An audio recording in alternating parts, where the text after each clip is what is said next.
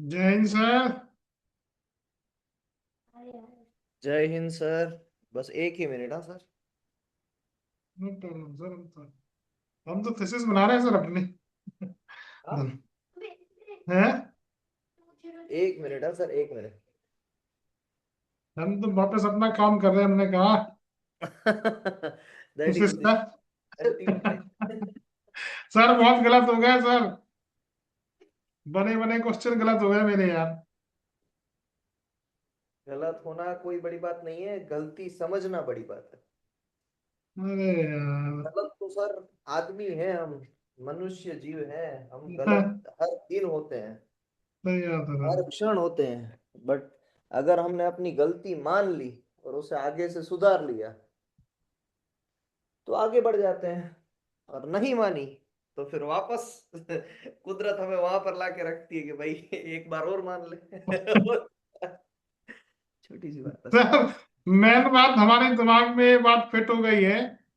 हकीकत बताएं कि इससे अपना कुछ फायदा नहीं होने वाला है, समझ रहे सर? क्यों? अरे देखो सर, क्या है कि हमको केवल एक एक हार एजेंट है, हम्म। समझ रहे सर? जी सर। यानी ये पेटेंट एजेंट बन के आपको कुछ फायदा नहीं होने वाला, ये बात कर रहे हैं? हाँ हाँ। नहीं नहीं सर। नहीं, एक ये है कि हाँ सिंबल लग जाएगा। वो सिंबल की बात नहीं है सर, आपके लिए तो ये बात होनी चाहिए कि आप जिस तरीके से प्रैक्टिस कर रहे हैं डे बाय डे, जो आपका नॉलेज एनहांस हो रहा है, that should be your focus. Sir हमने वो वाले क्वेश्चन भी सही किए हैं जो कई लोगों ने गलत किए हैं, लेकिन पता हम्म। क्या है सर, हमसे मतलब ये समझ लो कि नादानी बोलते हैं ना सर, नादानी, हम्म। उसमें गलत हुए क्वेश्चन। मतलब नादानी जिसको बोलते हैं। हाँ सर, हो जाते हैं सर, सभी से होते हैं। अब सर वो लेकिन स्टेट। हाँ, जी सर, कहानी बोलिए सर। ये है कि क्या बोलते हैं, पेपर बन महादेव गया। सर। जी सर। हाँ जी हाँ sir, sir, OP good sir. Evening, good evening. या good evening sir, good evening. Sorry, मैं पिछले दो सेशंस उतना अच्छे से अटेंड किया नहीं। होपफुली आज वाला तो करूंगा। That is also hopefully. हाँ नहीं सर, बीच बीच में कुछ कुछ काम काम आ जा रहा है, क्योंकि आ ये जाओ। इसके चक्कर अब से, सर, एग्जाम के चक्कर से ना हाँ, सब कुछ बहुत होल्ड में सारी रखा चीजें था। पेंडिंग थी। हाँ तो इसलिए कभी कुछ है, कुछ है, कुछ तो ऑफिस ऑफिस का, कुछ कुछ अभी ऐसे ही चल रहा है, दिन रात वाला सिस्टम। जी सर। हाँ बट करने का इंटेंट है पूरा पूरा। ये सर देखिए, मैंने ऐसा किया है कुछ, अभी बैठा था 10-15 मिनट से, तो सारे जो आंसर्स निकले हैं पिछले 2 सेशन से, हमने सेट डी को ही डिस्कस किया है। और वो आंसर्स मैंने यहाँ पर टिक कर दिए इस तरीके से। और आज शायद हम इसको कंप्लीट भी करेंगे। आज का टास्क है कि 31 से लेके 50 तक जाए, तो ये यहाँ तक जाके हम रुकेंगे आज। तो इतना हो जाएगा तो एक एक सेट मैंने पूरा मार्क करके रख दिया। जो भी हमारा डिस्कशन हुए उसमें भी जो भी मेरा पर्सनल पॉइंट ऑफ व्यू है कि जो सही होने चाहिए, फिर आंसर की वेट करेंगे। For the time being answer की नहीं आती है तो आई एम 95% श्योर कि यही सारे आंसर्स आने वाले हैं, एक दो क्वेश्चंस को छोड़ के जहां पर डिबेट भी थी। और वो डिबेट को सर अगर आपको हिस्सा सर बनना है। जी। 25 में सर, 25 में फीस लगती है पोस्ट डेटिंग की? जी सर, पोस्ट डेटिंग के 800 रुपये फीस लगती है सर। Okay okay sir. और ये वाली जो आंसर की है वो आपके साथ में शेयर भी कर दूंगा। चलिए, अब पहले सबसे पहला टास्क है, जो नहीं आए हैं उनको कॉल करना कि भाई आ जाओ। बिजी शेड्यूल है तो शायद भूल भी जाते होंगे लोग। कदम सर नहीं आए हैं, अजय सर नहीं आए हैं, अखिल सर नहीं आए हैं, अनिकेत सर नहीं आए हैं, अपर्णा मैम नहीं आए हैं, अर्चना मैम नहीं आए हैं, अश्विनी सर आते तो हैं अभी। ओके, बाला सर नहीं आए हैं, बाजिया मैडम नहीं आए हैं, दीपक सर नहीं आए हैं, दिनेश सर नहीं आए हैं, ओपी सर आ गए, राजीव सर नहीं आए हैं, गंगाधर सर नहीं आए हैं, गौरव सर आ गए, जिंती मैडम तो अब नहीं आते हैं, ज्योति मैडम नहीं आए हैं, कृति मैडम कृतिका मैडम नहीं आए हैं, लोकेंद्र सर, महादेव सर आ गए हैं, मोहम्मद पीएस सर नहीं आते हैं, मोनिका मैडम नहीं आए हैं, ओनका सर नहीं आते हैं, प्रदीप पाल सर आ गए हैं, प्रभाकरण सर नहीं आए हैं, प्रप्रीत मैडम नहीं आए हैं, प्रदीप सर नहीं आए हैं, पुष्पेंद्र सर नहीं आए हैं, राहुल सर नहीं आए हैं, रजित सर की एग्जामिनेशन है। फिर रूबी मैडम नहीं आए हैं, साईवानी मैडम नहीं आए हैं, साक्षी मैडम नहीं आए हैं, सारिका मैडम आ गए हैं, सरवत मैडम नहीं आते हैं, साइना मैडम नहीं आए हैं, शुभम सर नहीं आए हैं, विभू सर नहीं आए हैं। लास्ट में ये कौन है? 192 किसका है? महादेव सर आपका है? किसका है ये? वो भी नहीं आए। चलिए, मेरा तो नहीं है इतने सर। जी, कॉल लगाते हैं सभी को। एक बार कॉल हो जाए तो बाद में हम सेशन स्टार्ट करेंगे। अच्छा सर, आप ऐसे सिलेक्ट करके लगाते हैं कॉल? हाँ सर, जो आ चुके हैं उनको थोड़े ना कॉल लगाना है, बट कभी कभी लग जाता है सर। मैं सोचा था ग्रुप कॉल करते हैं आप। Hmm. Saivani madam, Rajeev sir, so session join कीजिएगा सर, सेशन ज्वाइन कीजिएगा मैडम।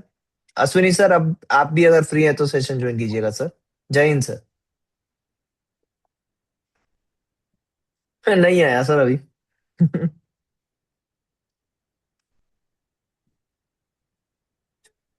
सर की नहीं सर की आने आ जाती थी बट इस बार नहीं आई है।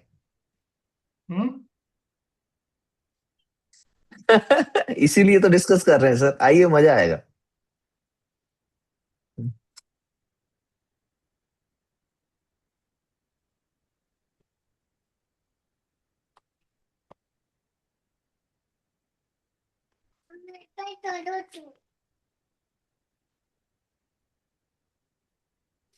Rajiv sir please join the session. Dinesh sir please join the session.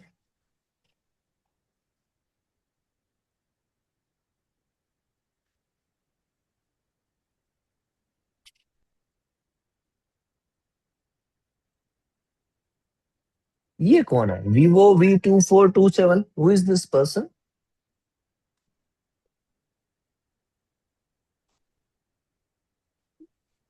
Dinesh sir है ना वो सर?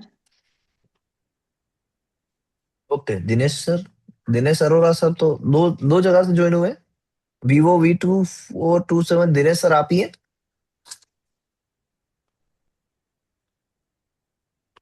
नहीं सर, मैं नहीं हूँ।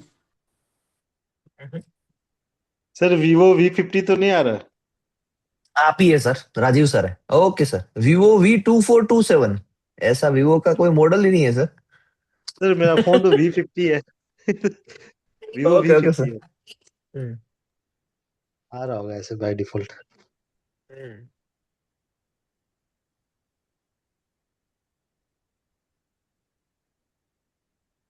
चलिए,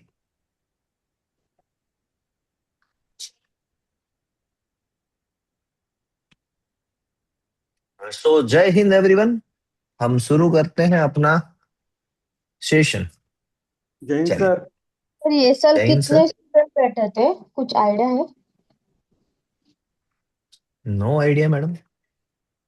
वो बाद में डिक्लेयर होता है क्या? जब रिजल्ट डिक्लेयर होता है तो तभी पता चल जाता है ना, नंबर्स मिलते हैं और सभी के नाम सामने लिखा होता है, क्वालिफाइड नॉट क्वालिफाइड, ओके। तो उसमें से ही मुझे लगा टोटल नंबर्स मिलते हैं। That is the authentication, authenticated one. 10 फरवरी को आएगा सर रिजल्ट। हम्म। आंसर की दे देनी चाहिए, आंसर की क्यों इतनी लेट कर रहे हैं पता नहीं। एनीवेज इनपुट जो ले भी रहे हो, हैं सर, हम, इनपुट लोगों से इनपुट लेकर के फिर मेरे को लगता है देंगे शायद। अरे सर ये थोड़ी ना डेमोक्रेसी है कि भाई वोट देना है कि आंसर ए को कितना वोट मिला, बी को कितना वोट मिला। ये तो स्ट्रेट फॉरवर्ड आंसर है। सर शुरू ओके। से दिखा दीजिए थोड़ा। सर इस हाँ इस जी। बार परसेंटाइल परसेंटाइल बेसिस पे आंसर चेक कर रहे हैं सर ये। नहीं नहीं सर, आंसर आंसर्स होते हैं। हाँ सर, ओपी सर मैं ये भेज रहा हूँ, बस अभी ये 20 क्वेश्चन करके मैं ये पूरी पीडीएफ भेज रहा हूँ ग्रुप में, और ये पूरा का पूरा पीडीएफ सामने ये सारे सर्कल्स किए हुए हैं, जो सही है उस पे सर्कल्स किए हुए हैं। ठीक सर। ओके सर ये जी। सेट कौन सा है? ये है? D D. अच्छा डी है, हम्म। फिर तो ढूंढना पड़ेगा सर। अरे सर क्वेश्चंस वही होते हैं, सिर्फ आपको आंसर ऐसे ऐसे ढूंढने पड़ेंगे और कुछ नहीं है। हाँ सर, हाँ बिल्कुल। क्वेश्चन तो सेम रखे, आंसर कोई ट्विस्ट किया है इन लोगों ने। Okay sir. Okay, assertion, publication of patents and design applications serves the same purpose, to place all application before the public for opposition। नहीं, ये बात गलत है। कोई बताएगा किस तरीके से गलत है ये assertion? क्योंकि सर और किसके लिए? डिजाइन में थोड़ी अपोजिशन होता है। डिजाइन में कैंसलेशन के लिए वो पब्लिक कैंसलेशन इंस्पेक्शन के, में जाता है। हाँ हाँ, वो तो और हम पेटेंट पेटेंट को में वो रिवोक के लिए जाते ओपोजिशन हैं। के लिए। हाँ, हम्म। पेटेंट में ग्रांट से पहले ओपोजिशन होता है, pre grant opposition. But design में जब डिजाइन पब्लिश हुई तो उसके बाद में कैंसलेशन होगा, वहां पर कोई ओपोजिशन नहीं है। सो दैट्स व्हाई ये आप assertion is। Publication of patent है ना, मतलब एक ग्रांट की बात कर रहा है। हाँ, ग्रांट की बात कर रहा है सर। ठीक है, तो नहीं यहाँ पे सर, पोस्ट ग्रांट अपोजिशन। हाँ सर अच्छा, देखिए यहाँ पर एप्लीकेशन है। Patent and design application okay, है। हाँ। हाँ सर, फिर तो प्री ग्रांट अपोजिशन होगा। तो पहला assertion ही यहाँ पर क्या है? गलत है, रॉन्ग है। रॉन्ग है। सो assertion के सामने कुछ रॉन्ग लगाते हैं, ये रॉन्ग हो गया। ओके, अब रीजनिंग, रीजन क्या है? The patent and design applications are subject to automatic publication after fixed statutory period from the filing date.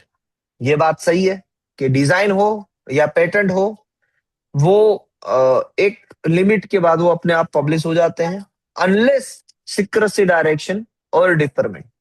कि भाई अगर कोई सीक्रेसी डायरेक्शन या डिफरमेंट नहीं है तो वो अपने आप पब्लिश हो जाते हैं। तो ये मेरे तरफ से भी सही है। यहां पर भी अगर किसी को डाउट है तो बताइए।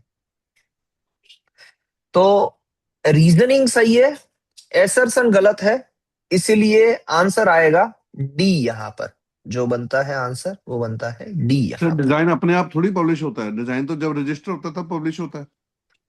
हाँ सर, बट आपने फाइलिंग कर दी, फिर उस पे कोई ऐसा नहीं है कि आपको कुछ करना पड़ रहा है। जैसे कि पेटेंट में भी मैं बोलूं, अगर आपने फाइल कर दिया कंप्लीट स्पेसिफिकेशन, तो फिर वो 18 महीने के बाद पब्लिश होना ही होना है, आप कुछ भी करो या मत करो। नहीं, करेक्ट बट सर? उसमें जरूरी हाँ नहीं है सर। ना पब्लिश हो, डिजाइन में रजिस्टर ही नहीं होगा तो क्यों होगा?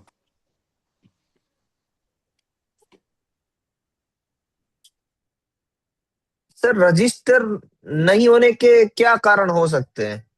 आप कैसे इसको बता रहे हैं कि वो तो सर पेटेंट में भी नहीं होगा? नहीं सर, पेटेंट में तो होगा ही ना, एग्जामिनेशन नहीं करना क्यों? पड़ेगा। डिजाइन में तो एग्जामिनेशन होगा। अगर मान मान लो लीजिए, अबेंडन कर दिया उसने, हाँ, अगर मान लो सेक्शन 5 में उसने, रिफ्यूज कर दिया, रिफ्यूज कर दिया। हाँ 20 नहीं, सेक्शन क्या था वो, रूल नंबर 21 के हिसाब से अगर कोई नेग्लिजेंस था, नहीं पूरा किया, तो वो नहीं पब्लिश होगा। तो सर वो तो क्या, पेटेंट या फिर अगर कोई में अमेंडमेंट भी है। है और अगर वो 3 महीने में नहीं किया, तो अबेंडन हो जाएगा। पेटेंट में तो ऐसा सीन है नहीं। पेटेंट में तो सिर्फ विड्रॉ सर करोगे पेटेंट, तभी ऐसा होगा। नहीं नहीं नहीं नहीं, तीन कंडीशन कहता हूं सर आपको। अगर आपने प्रोविजनल फाइल किया तो उसका पब्लिकेशन नहीं होगा। दूसरा, सिक्रेसी डायरेक्शन लगी तब पब्लिकेशन नहीं होगा। तीसरा, आपने जो कहा कि 15 महीने से पहले विड्रॉ कर लिया जाए तब पब्लिकेशन नहीं होगा। और अगर आप, चलो ये भी बात से मैं मानता हूं कि आप जो बोल रहे हैं वो स्टेटमेंट भी सही है, मगर जब हम एसर्शन एंड रीजन को देखते हैं ना सर, एसर्शन एंड रीजन को देखते हैं, तो ऐसा कभी भी कोई ऑप्शन नहीं होगा जहां पर आप ये कह सकें कि एसर्शन भी गलत है, रीजन भी गलत है। ऐसा मुझे कोई एक भी ऑप्शन दिखा दीजिए इसमें एबीसीडी में से। तो वहां पर भी अगर आप सही होते हुए भी कि चलो कि रीजन गलत भी है, तब भी ऑप्शन डी आएगा। ऑप्शन डी आएगा यहाँ पर। आपके जो आर्ग्यूमेंट है उसको मैं हाँ मान भी रहा हूं, चलो, तब भी ठीक ऑप्शन है, डी आएगा। ऐसा ऑप्शन में ऑप्शन ही चेंज नहीं नहीं है। होगा। दोनों गलत वाला है, ऑप्शन ही नहीं है। आर्ग्यूमेंट में कोई एसर्शन एंड फायदा नहीं। रीजन, एसर्शन एंड रीजन में ही ऐसा होता है सर, बाकी हाँ, किसी में नहीं। Understood understood. परफेक्ट।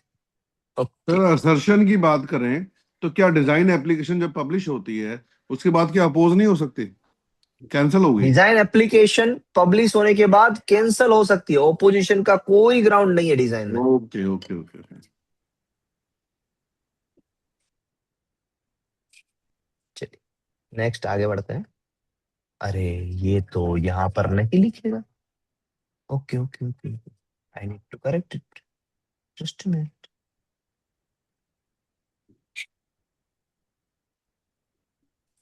ये गए हैं हम ऊपर और इसमें हम चैट बॉक्स लेंगे। इसको पहले टेक्स्ट बॉक्स ये लेना पड़ेगा और यहाँ पर लिखना पड़ेगा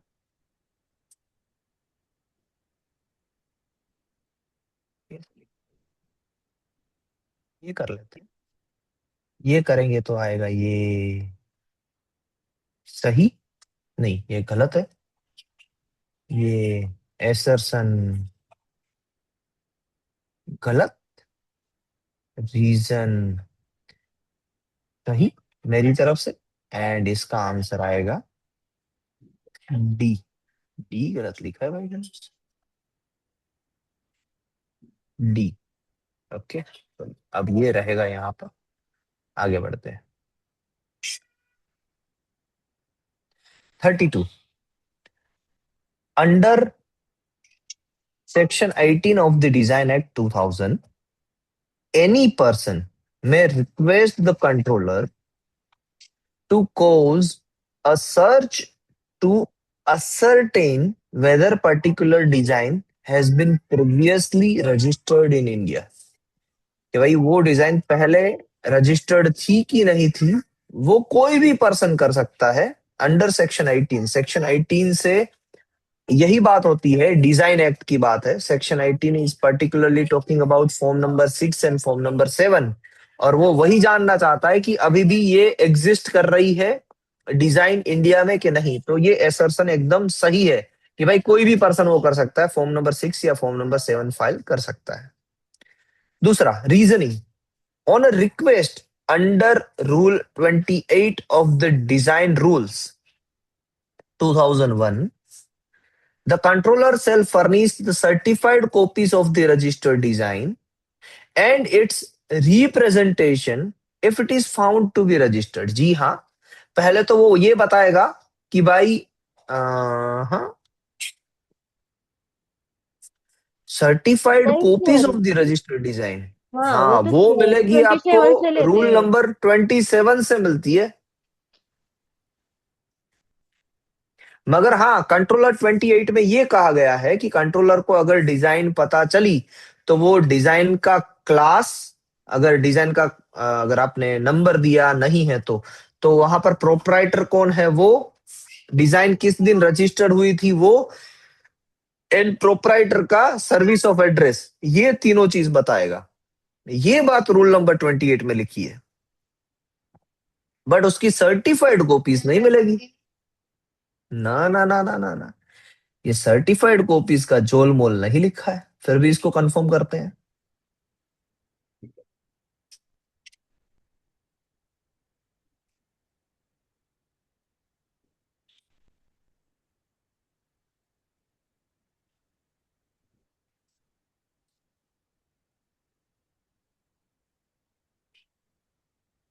sir patent pattern sir sir sir समझ गया सर, डिजाइन में चले जाते हैं, गलती हो गई।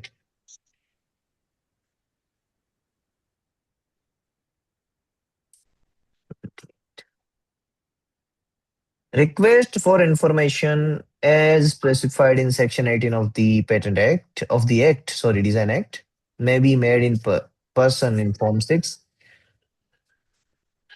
Okay, the application form is form 7। तो यहां पर कहीं पर भी सर्टिफाइड कॉपीज की बात नहीं की गई है। अब एक बार फिर से हम क्वेश्चन को पढ़ेंगे ध्यान से। On a request under Rule 28 of the Design Act, the controller shall furnish the certified copies of the registered design and its representation if it is found to be registered। तो गलत बात है ये पूरा स्टेटमेंट हो जाता है गलत। क्योंकि ऐसा कुछ काम कंट्रोलर नहीं करेगा।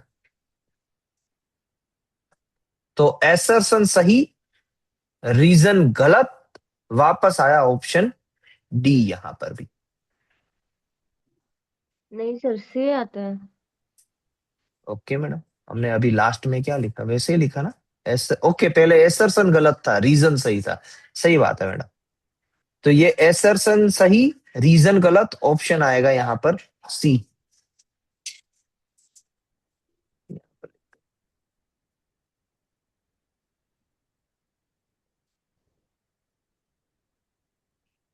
It's okay. ओके, चलिए। Assertion A, design applied to more than 50 articles loss copyright. सही बात है। अगर डिजाइन अप्लाई हुई 50 से ज्यादा आर्टिकल पे, तो वो कॉपीराइट को लूज करेगा। सही बात है। Reasoning, industrial application transforms the artistic work into design with in design act 2000। Industrial application transform करती है डिजाइन, सॉरी, आर्टिस्टिक वर्क को डिजाइन में, इन डिजाइन एक्ट 2000। तो ये भी बात सही है। तो ये मेरी तरफ से तो दोनों सही है, दोनों सही है, तो ए आएगा ना यहाँ पर। यहाँ पर किसी को कोई doubt? I think no doubt है, तो बताइए, कोई डिस्कशन करना है तो। Okay. 34, the WIPO Treaty on Intellectual Property, Genetic Resources and Associated Traditional Knowledge obliges states to incorporate benefit sharing and Javed sir, 33 का आंसर क्या बताया आपने? ए। assertion and reason दोनों सही है, and reason is the true explanation of assertion। जी जी जी जी। जी। फिर आता है the WIPO Treaty।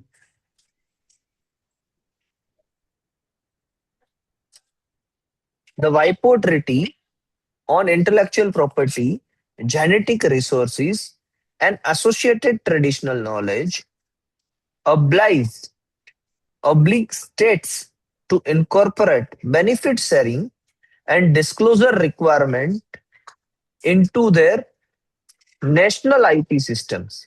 हाँ, वो बेनिफिट शेयरिंग के लिए क्या कहना चाहता है ये भाई? Oblige states incorporate benefit sharing, वो शेयरिंग बेनिफिट होने के लिए, एंड डिस्क्लोजर रिक्वायरमेंट पे, सभी को पता चले इसीलिए होते हैं। हाँ, तो बात तो सही है। फिर कहते हैं indigenous and local communities must have their rights over genetic resources and associated traditional knowledge recognized to prevent misappropriation and ensure equitable sharing of benefits arising from their use।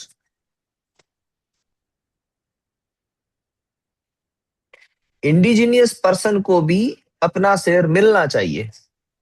तो हाँ, मिलना चाहिए, यह भी तो बात सही है। तो यहां पर भी दोनों स्टेटमेंट सही होते हैं, और क्योंकि ऊपर वाला स्टेटमेंट भी शेयरिंग के बारे में ही बात कर रहा है, इसलिए नीचे वाला रीजनिंग भी उसी के साथ अलाइन किया देखा जा सकता है। तो ये भी ए आया मेरी तरफ से। यहां पर भी कोई डाउट है तो बताइए।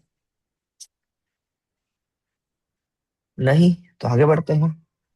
फिर है a design that has been applied to an article and commercially exhibited in an industrial trade fair outside India before the filing date shall be refused registration in India under section 4 of the Design Act 2000। जी हाँ,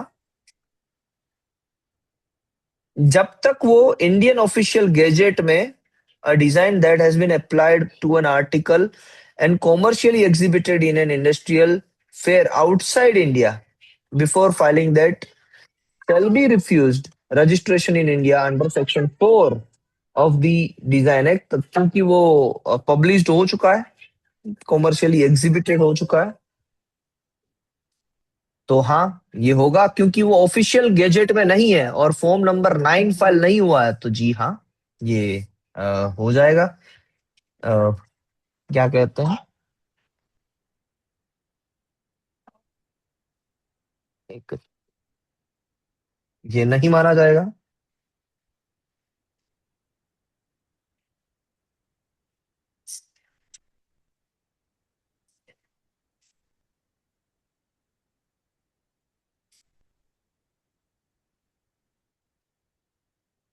अरे अरे, एक minute में कम कर ही दूँ।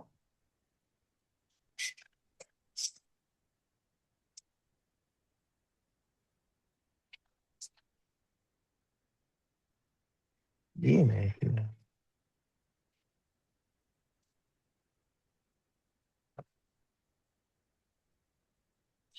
ये हो गया। चलो, अब reasoning. Section 4 of the design act 2000 treats prior publication as a bar to registration only when such publication occurs in India and not when it occurs in foreign country। जब ऐसा कोई रजिस्ट्रेशन होता है इंडिया में तभी जाके उसको reject किया जाएगा, बाहर होगा तो कोई प्रॉब्लम नहीं है। ये बात नहीं है, तो ये गलत है statement. So assertion is right but reason is false. Reason का स्टेटमेंट ही फॉल्स है या रीजन करेक्ट ही नहीं है। तो इसमें कौन सा सी आएगा ना, ये ऐसा सी होता है जी। किसी के कोई भी ऑप्शन अगर अलग हो, डिस्कशन करना चाहते हो तो बताइए, ये मेरी तरफ से है। सर शायद इसका बी आएगा, देखिए पीछे पलट के देखिए थोड़ा। सर बी में क्या होता है, बी का तो मैं बताता हूं आपको, जहां पर एसर्शन एंड रीजन दोनों सही होने चाहिए but reason is not the correct explanation of assertion, ऐसा होता है। ओके पहले दो में ऐसा ही होता है। पहले दो में ये है, पहला ऑप्शन होता है ना वो ए ऑप्शन, ऐसा होता है कि एसर्शन एंड रीजन दोनों सही है and reason is a correct explanation of assertion. दूसरा ऑप्शन ये होता है एसर्शन एंड रीजन दोनों सही है but reason is not a correct explanation of assertion. Okay फिर तीसरा ऑप्शन आता है एसर्शन सही है, रीजन गलत है। चौथा ऑप्शन आता है एसर्शन गलत है, रीजन सही है। अब इसमें एक पांचवा ऑप्शन इंट्रोड्यूस करने जैसा है, एसर्शन भी गलत है, रीजन भी गलत है, दावा भी गलत है और उसको दावे के साथ उसका एक्सप्लेनेशन भी गलत है। वैसा हो नहीं सकता है क्योंकि दावा दावा होता है, एसर्शन सर एसर्शन होता ऐसे है। ऐसे ऐसे ऐसे मत बोलो सर, ये कहीं रिकॉर्ड होके और वहां पे पेटेंट ऑफिस वालों के कान में पड़ जाएगा, अगला पेपर टफ हो जाएगा। तो 35 का आंसर ए नहीं आएगा? 35 का आंसर ए कैसे आएगा मैडम? रीजन जो है वो गलत है। रीजनिंग क्या लिखा हुआ है, section 4 of the design act 2000 treats prior publication as a bar to registration only when such publication occurs in India. यानी अगर इंडिया में कोई पब्लिकेशन हुआ है तो उसे गिना जाएगा बट आउटसाइड इंडिया का पब्लिकेशन अलाउड किया जाएगा, किया जाएगा। ओके हाँ ओके। अब आते हैं B2 में, B2 बॉम्बर। चलो, statement 1, a dependent claim is found to, yes Gangadhar sir. Sir sorry to disturb but sir बता सकते हैं आंसर की कब तक आएगा और रिजल्ट कब तक आएगा? जब सर पेटेंट ऑफिस सोचेगी कि आज दे देना है तो दे देंगे। अब सर हम इतना कर ही सकते हैं तो वो लोग तो इतना कर ही सकते हैं। सर लास्ट ईयर कब आया? लास्ट ईयर आ गया था मैडम, 2-3 दिन में आ गया था। आंसर रिजल्ट कब तक इसलिए आ तो जाता है approx? वो वाली रिजल्ट, लिस्ट थी, दोनों रिजल्ट रिजल्ट दोनों। 10 से 15 फरवरी के बीच में आ जाएगी सर रिजल्ट। Okay sir. मगर आपको डाउट हो रहा है क्या, जो मैं लिख रहा हूं उस पर डाउट हो रहा है कि ये गलत है? नहीं सर, मेरे भी नहीं सेम सर, सेम सही जा रहा है। मतलब हाँ ऐसा तो लग रहा है बस, कि आपके, मुझे ऐसा लग रहा है कि आपका माइंडसेट ही लगा के मैंने अटेम्प्ट किया पेपर। हाँ तो वैसे ही सर मैं भी इसी तरीके से, मैं कोई ऐसा कोई करके नहीं बैठा हूं, मैं भी ट्राई कर रहा हूँ यहाँ की जो आंसर मेरे से निकले वो सही निकले। मेरा एक थॉट प्रोसेस है सर इसके पीछे। मैं जो भी पेपर होता है, आज नहीं इससे पहले भी जब पेपर हुए थे, तो मैं कभी भी उसको जीपीटीज बीपीटीज कभी नहीं करता था। ऐसे ही आपके सामने बैठ के मैं पढ़ता हूँ, उसके आंसर सोचता हूँ, उसके आंसर को देता हूँ। गलत हो तो गलत, सही हो तो सही। उससे मुझे ये इवैल्यूएशन मिलता है कि मेरे दिमाग में क्या क्या चीजें हैं और क्या क्या चीजें मुझे अमेंड करनी है। अगर मैंने इससे पहले कर लिया होता ना तो मजा नहीं आता उसका, फिर वो चीजें नई ऐड नहीं होती दिमाग में। ऐसे ही करने में मजा है जब आप सर एक एग्जामिनेशन दे रहे हो। जी जी सर। सर, एक क्वेश्चन है। ये 50 जो ऊपर लिखा है, 50 कॉपीराइट्स का, ये कहीं लिखा हुआ हम्म, है? 50 हाँ का हाँ हाँ हाँ हाँ। किस सेक्शन में सर ये? ये होगा मैन्युअल में है, आपको दिखा देता हूँ। नहीं नहीं, ठीक है ना सर? सर ये ठीक। आपका एक हाँ पोस्ट देखा था, उसमें था लिंगडन का। हाँ, 50 कॉपीराइट्स से ज्यादा हुए आर्टिकल पे तो वो डिजाइन में कंसिडर होगा। वो पोस्ट में भी है। और वो जब कॉपीराइट एंड सबसे पहले जब दिनेश सर आए थे इनिशियली, तो दिनेश सर ने एक क्वेश्चन उठाया था कि what is the difference between copyright of design and copyright. तब रजत सर ने समझाया भी था यही चीज को कोट करते हुए कि जैसे ही वो लिमिट 50 से क्रॉस हुई तो वो डिजाइन में आएगी, याद हो तो। ओके वो मोनालिसा का पेंटिंग बताया था सर ने। हाँ, मोनालिसा का पेंटिंग हम डिस्कशन किया था, एकदम सही बात है। Perfect. Okay, so statement one, अब ये थोड़ा सा इजी लगता है मुझे, ये एसर्शन एंड रीजन की जगह पर मुझे statement one and statement two बहुत सही लगते हैं। चलिए, statement one, a dependent claim is found to be neither novel nor inventive in a view of certain prior art. Okay, dependent claim ही नोवेल नहीं है और इन्वेंटिव नहीं है। This will automatically mean that the independent claim on which the dependent claim is based is also not novel and not innovative। ये तो बहुत ही simple सी बात है कि भाई अगर डिपेंडेंट क्लेम ही हमारा नोवेल नहीं है, इन्वेंटिव नहीं है, तो फिर डिपेंडेंट क्लेम कहां से होगा। Okay, statement two, a dependent claim may be novel, वो हो सकता है novel, and inventive even though the independent claim on which the dependent claim is based is found to be not novel and not inventive।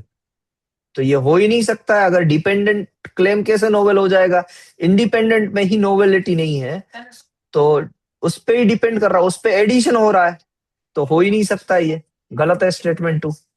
तो first statement सही, दूसरा गलत, और ये आएगा ए सर यहाँ। जी मैडम। सर फर्स्ट वाला भी गलत होना चाहिए ना?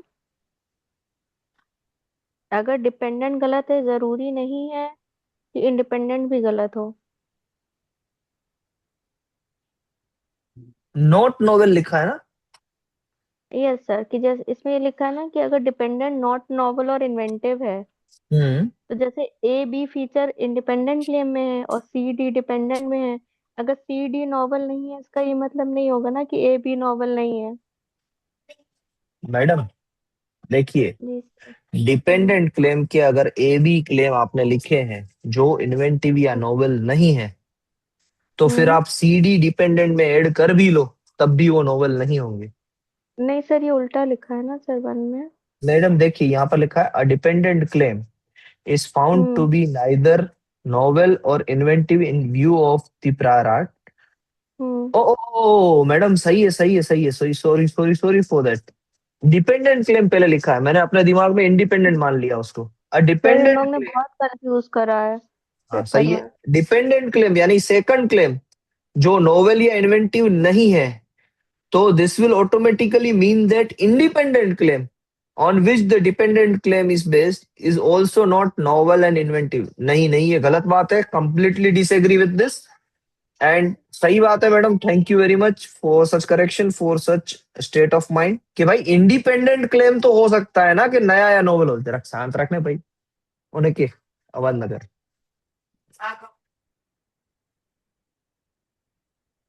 ओके, तो ये बात सही है कि इंडिपेंडेंट क्लेम जो है वो इंडिपेंडेंट क्लेम नोवेल हो भी सकता है, भले डिपेंडेंट क्लेम जो है वो नोवेल ना हो।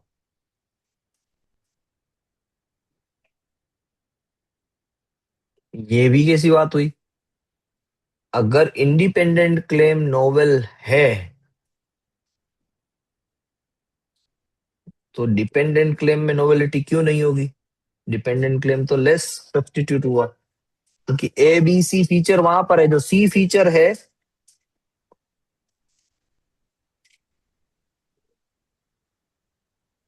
मैडम सही था, पहले से ही सही था।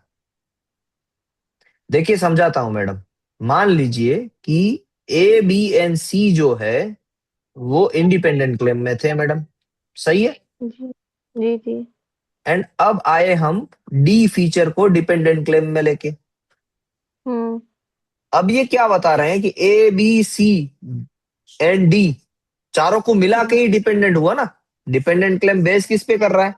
एबीसी पे। Hmm. A B C plus D हुआ। तो ए बी सी डी अगर नोवेल नहीं है, इन्वेंटिव नहीं है, तो एबीसी कहां से होंगे मैडम?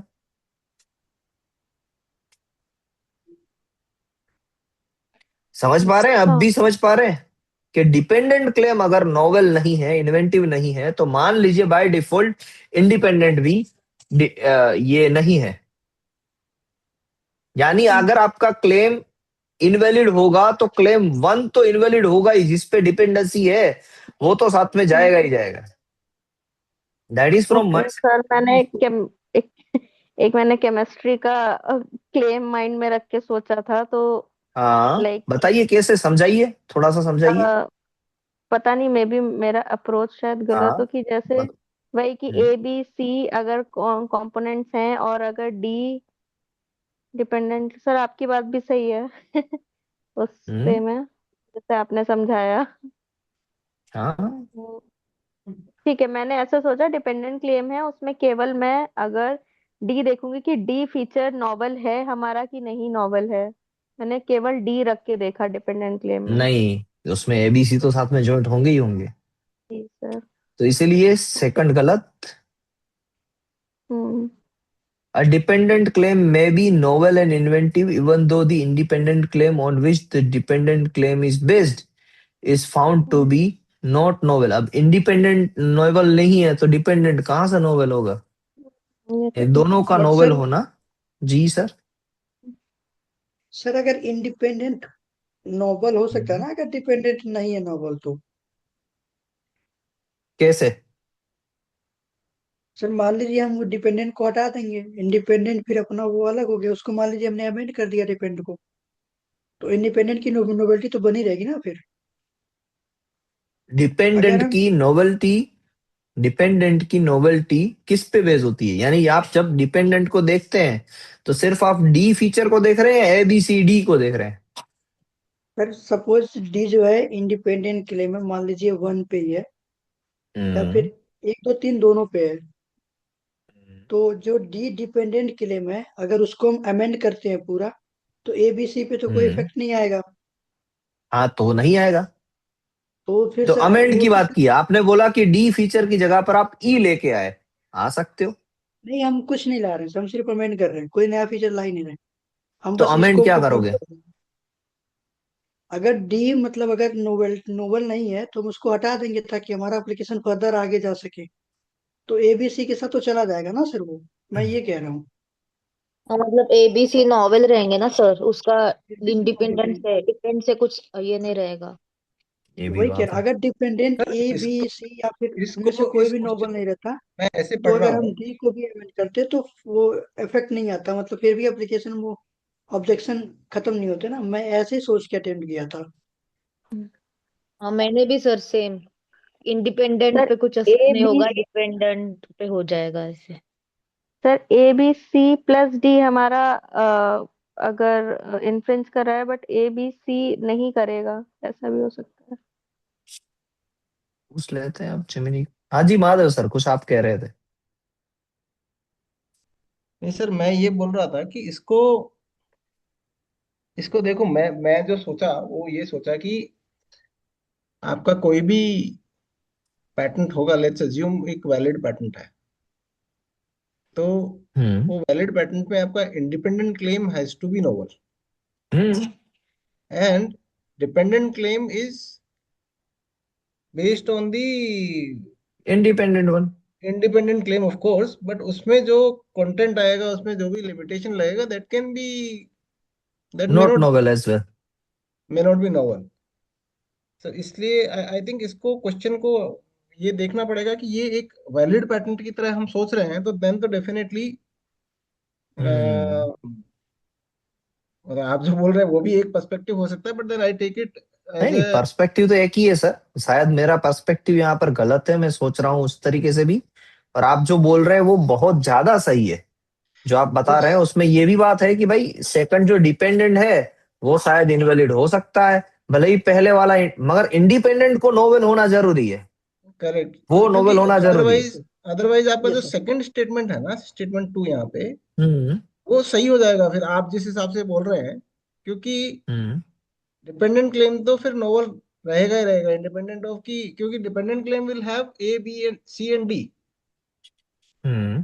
तो ए बी सी नहीं भी नोवल है तो A B C and D तो नोवल होगा ऐसे। हम्म। अब ये इतना टाइम क्यों ले रहा है? इसको टाइम ही लग रहा है घुमा घुमा। सर बात तो आपकी सही है, दोनों में से कोई एक स्टेटमेंट तो सही होना चाहिए, ये तो मेरी भी बात है, ये मैं भी मानता हूँ। दोनों गलत हाँ, नहीं ये हो सकते। वो तो आपने कर दिया। एक सही कर दिया, दूसरा गलत कर दिया। अब सही गलत उल्टा है तो then it will make a difference. अच्छा, चलिए देखते हैं। सेकंड सही है, फर्स्ट गलत है। A dependent claim is found to be neither novel or inventive। अगर डिपेंडेंट नॉवल या इन्वेंटिव नहीं है तो उसका मतलब ये है कि जो इंडिपेंडेंट क्लेम है वो नोवेल या इन्वेंटिव नहीं है, ये गलत स्टेटमेंट है।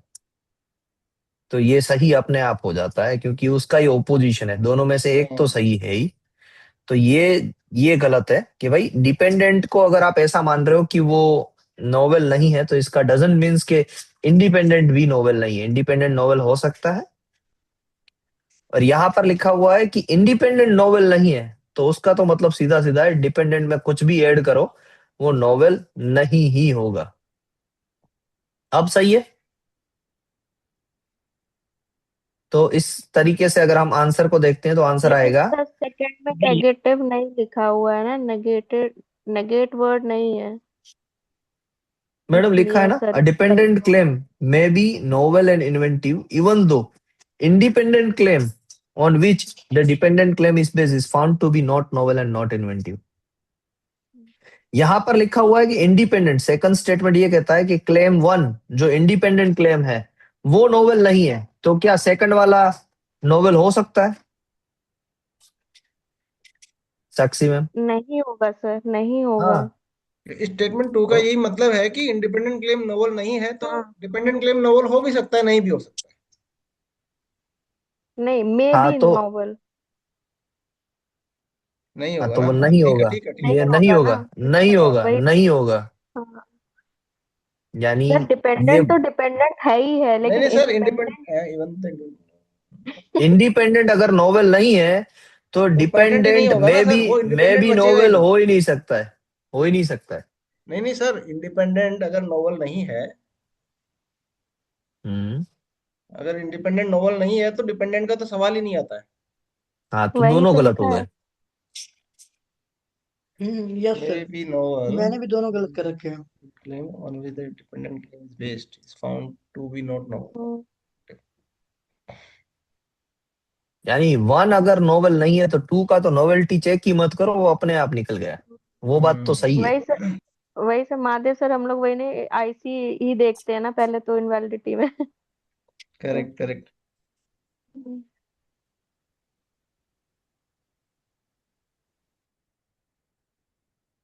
है ये मार डालेगा भाई ये तो। बहुत ही वैसे वाला क्वेश्चन है। Question is not easy also, ये थोड़ा सा ना बहुत घुमाया है इस क्वेश्चन ने। ये आंसर देख के वो लग रहा है ना एकदम से वक्त बदल गए, जज्बात बदल गए। A chair rejected, chair have existed for centuries। Claim 2, a chair with built-in massager and heated seat accepted। हाँ कि भाई इसमें चेयर के अंदर एक नई चीज ऐड की है, तो इसको देखने जाओगे तो ये सही है, ये इसका एक्सप्लेनेशन भी सही है कि भले ही आपका डिपेंडेंट क्लेम जो है वो नोवेल नहीं है, उसमें सब्सटेंटिव नोवेल्टी नहीं है, बट सॉरी इंडिपेंडेंट है, उसमें सब्सटेंटिव नोवेल्टी नहीं है बट डिपेंडेंट में हो सकती है। ये बात सही है और इसका आंसर भी सही है। और नेक्स्ट पहले वाला देखते हैं। पहले वाले में क्या दिया है इन्होंने, ये क्या गया इसका explanation. A dependent claim is found to be neither novel और inventive, this will automatically mean that the independent claim also not novel and not inventive. हाँ ये भी बात सही है कि भाई डिपेंडेंट में ए बी सी डी चारों के चारों निकल गए, तो ए बी सी तो निकल नहीं वाले हैं। Think of the independent claim big circle, भाई इंडिपेंडेंट क्लेम एक बड़ा सर्कल है, scope all chairs, and think of the dependent claim small circle inside the big, कि भाई प्लास्टिक चेयर है उसके अंदर। तो प्रायर आर्ट अगर बड़ा वाला ही निकल गया तो फिर छोटा वाला क्या ही करेगा, ये बात तो है ही सही। इस तरीके से सही लिखा है इन्होंने, एकदम सही, आंसर्स भी सही दिए हैं, एक्सप्लेनेशन भी सही है, मगर है ट्रिकी क्वेश्चंस। अब मैं समझाता हूं आपको, अगर जिनको भी नहीं समझ में आया ये पूरा, अब मैं समझ पाया हूं थोड़ा थोड़ा। अब इसको देखना है ना जब, तो ऐसे देखना है, 36 को हम अटेंड करेंगे तब ये देखना है कि a dependent claim is found to be neither novel और nor inventive in view of a certain prior art.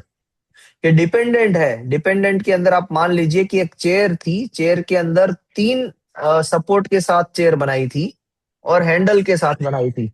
तो वो एक डिपेंडेंट क्लेम में हमने ये लिखा कि उसके अंदर नेक रेस्ट भी प्रोवाइड किया गया है, चेयर के अंदर नेक रेस्ट वो ऐड किया उस चेयर के अंदर। तो नेक रेस्ट को अगर आपने ऐड किया है तो अगर वो प्रायर आर्ट में है, नेक रेस्ट भी है और साथ में बाकी के फीचर्स भी हैं, तो मान लीजिए कि जो इंडिपेंडेंट क्लेम है, the independent claim on which the dependent claim is based is also not novel.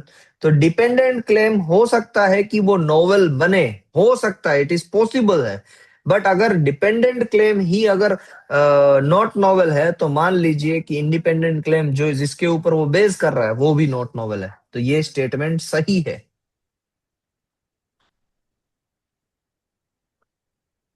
अब दूसरा स्टेटमेंट, इन्होंने ये जो स्टेटमेंट है यहां पर उसने मेरी थॉट प्रोसेस को थोड़ा सा चेंज किया है कि भाई डिपेंडेंट क्लेम में बी नोवेल, क्योंकि अगर इंडिपेंडेंट में 1 2 एंड 3 फीचर है, उसमें आप 4th फीचर जब ऐड कर रहे हो डिपेंडेंट में, तो डिपेंडेंट नोवेल हो सकता है भले ही इंडिपेंडेंट नोवेल ना हो। ये इसने स्टेटमेंट को, मेरी थॉट प्रोसेस को चेंज किया है कि हाँ ये हो सकता है। समझ पा रहे हैं अब ये बात को आप, कि एक ये है फैन सिस्टम है, तो fan system with remote control वो साथ में नोवेल हो सकता है, बट सिर्फ फैन सिस्टम वो नोवेल नहीं हो सकती है।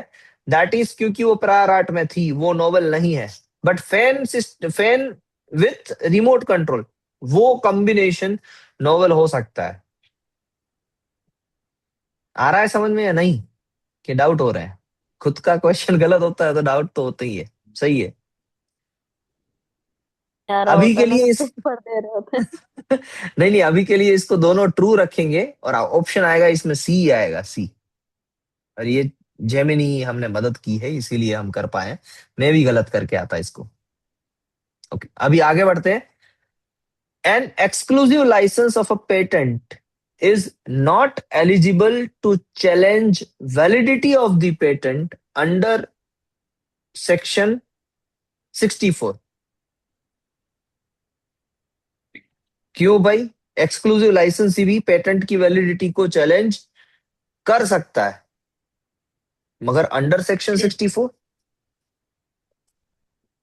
being a person interested sir। कर ही पर्सन सकता है सर, इंटरेस्टेड, मगर कौन से ग्राउंड से 64 के? कोई भी ग्राउंड। वैसा भी ग्राउंड यूज कर सकता कोई है भी ना, कौन सा ग्राउंड भी सर, ग्राउंड आएगा ना सर सही कोई भी बात उसमें। है। नीचे वैलिड, आएगा ना। कोई भी वैलिड ग्राउंड होगा वो ले सकता है सर। यानी ये स्टेटमेंट हो गया गलत कि भाई वैलिडिटी को तो वो चैलेंज कर ही सकता है। दूसरा, रिस्ट्रिक्टिव कंडीशन हो जाएगी ना सर। हाँ sir ji, it would not be considered lawful for a patentee to insert a clause in the license agreement which restricts the right of the licensee vis-a-vis patent validity। Patent की validity को लेके it would not be considered lawful, not be consider lawful, lawful नहीं माना जाएगा कि अगर उन्होंने कुछ रिस्ट्रिक्टिव कंडीशन डाली पेटेंट की वैलिडिटी के लिए in the license, restrict the rights of a license, विज पेटेंट की वैलिडिटी को भी वो रिस्ट्रिक्ट कर रहे हैं, तो वो लॉफुल नहीं माना जाए, it would not be considered lawful. हाँ, वो लॉफुल नहीं है। सही है, ये स्टेटमेंट सही है। तो इसका फर्स्ट स्टेटमेंट गलत, सेकंड स्टेटमेंट सही, और आंसर आएगा बी। यहां पर किसी को कोई doubt?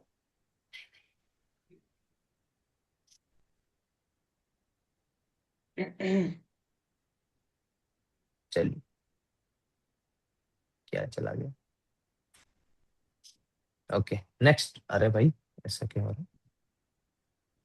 Okay, statement 1, an international search is carried out by international searching authority which may either be national office or intergovernmental organization.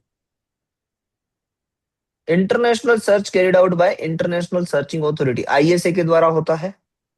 विच में आइदर बी नेशनल ऑफिस, वो हो सकती है national office, and inter governmental के भाई एक से ज्यादा नेशनल के साथ मिलके कोई ऐसी ऑर्गेनाइजेशन बने। तो हाँ, सही है ये स्टेटमेंट, आईएसए ऐसी बन सकती है।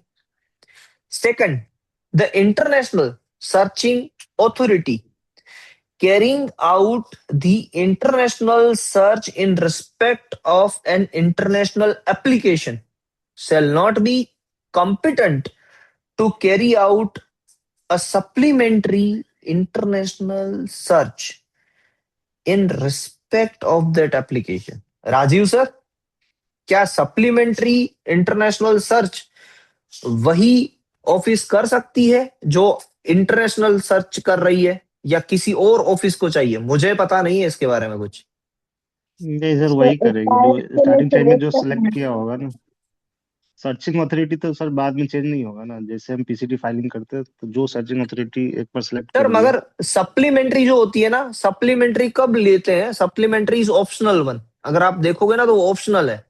सर वो सप्लीमेंट्री 22वें महीने के बाद जो होता है नहीं नहीं सप्लीमेंट्री। नहीं नहीं सर, वो आईपीई है, वो इंटरनेशनल प्रिलिमिनरी एग्जामिनेशन है, वो नहीं है ये है सप्लीमेंट्री इंटरनेशनल सर्च। यानी पहली बार जो सर्च हुआ इंटरनेशनल सर्च, उसके बाद में 16वें महीने से 18 महीने के बीच में ही दूसरी बार होता है।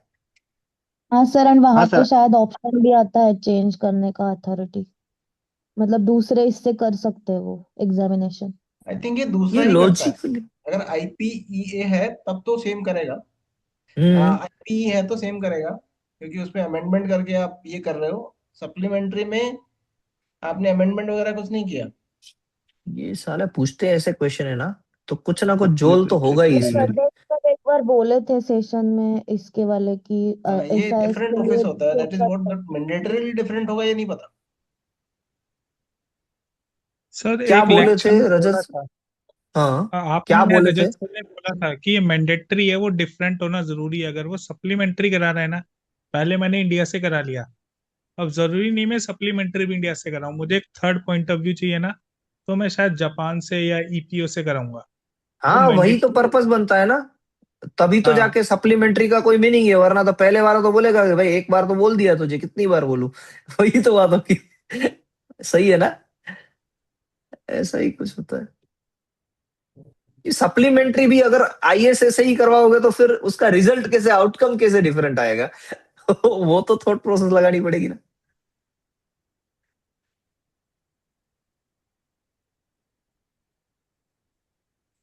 वो डिफरेंट ही होगा सर, डिफरेंट ही है। लगता तो वही है, अब बोला भी है तो वही होगा। एक बार इसका भी कंफर्मेशन ले लेते हैं। मुझे याद है आपने एक बार रूल्स कराए थे ना जब पीसीटी के, तो उसके आर्टिकल वगैरह है ना, उसमें आपने रीड भी करा था, ये हाँ, मेंशन भी है, मुझे मुझे भी बस सर वर्बली वही वाला याद याद है, आया आपने था। बोला था कि वो डिफरेंट होना जरूरी है। हाँ, मुझे तो याद नहीं है सर। मुझे वो ऐसा है स्टेटमेंट याद था, मैंने वही सोच के आंसर मार्क करा इसका। दोनों सही है। क्या हुआ? फिर भी मैं अपने जीपीटीज को एक बार यानी काम पे लगाता हूँ, अगर वो भी दे दे ये सेम आंसर तो फिर थोड़ा सा और कंफर्मेशन हो जाता है। अब ये जाने ही वाली है आपके पास पूरी आंसर की, तो चलिए अभी के लिए है करेक्ट आंसर है 1 2 3 ओनली। इसमें 1 2 3 किधर आया भाई?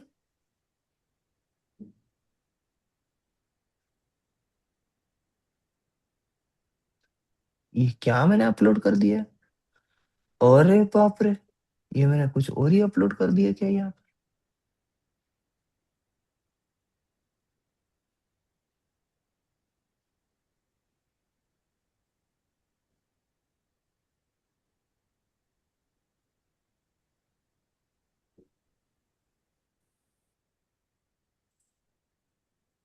नहीं, आंसर तो मैंने भाई सही अपलोड तो सही किया था।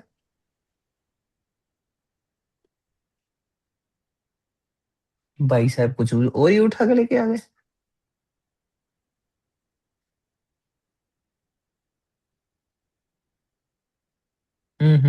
Both statement 1 and 2 are correct.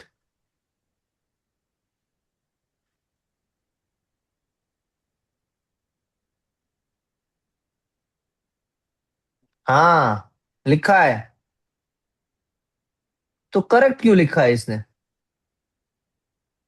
Okay, statement 2 है क्या? स्टेटमेंट 2 में लिखा है कि भाई दूसरी किसी ऑथोरिटी को करना चाहिए। यहां पर क्या लिखा है? हाँ वही लिखा है, वही लिखा है ना इसने। शैल नॉट बी कॉम्पिटेंट, सही है, तो ये दोनों स्टेटमेंट सही है। ऑप्शन आएगा ए। ये भी नहीं नहीं, ए स्टेटमेंट नहीं सही है। आएगा it sir, is C sir. C आएगा, सी। दोनों स्टेटमेंट सी सही है सी तो सी आएगा। हाँ, दोनों स्टेटमेंट सही है, वो वाला ऑप्शन, और फिर जो भी हो C. Authority. Okay perfect, not competent ही है, और पहले वाला तो सही है। So both statement are correct. Next आते हैं, चलिए 39। Dependent claim generally narrow the scope of the independent claim by adding limitations to additional features। सही बात है। Statement 1 true। Statement 2, the independent claim is rejected for lack of novelty or inventive step। Dependent claim offer backup protection by ensuring some aspect of the invention remain patentable। ये भी बात सही है कि भाई independent claim, lack of novelty, जो A B C feature है वो चले गए, तब भी डी फीचर है वो पेटेंट को बचा सकता है। ये भी स्टेटमेंट सही है। फिर भी इसको देख लेते हैं एक बार ऐड करके। आप लोगों को कोई आर्ग्यूमेंट है क्या इस पे, कोई कि जो मैं बोल रहा हूं वो सही है? Anyone having any doubt? मुझे तो नो दोनों डाउट, सही लगे। हाँ दोनों सही लग रहे हैं।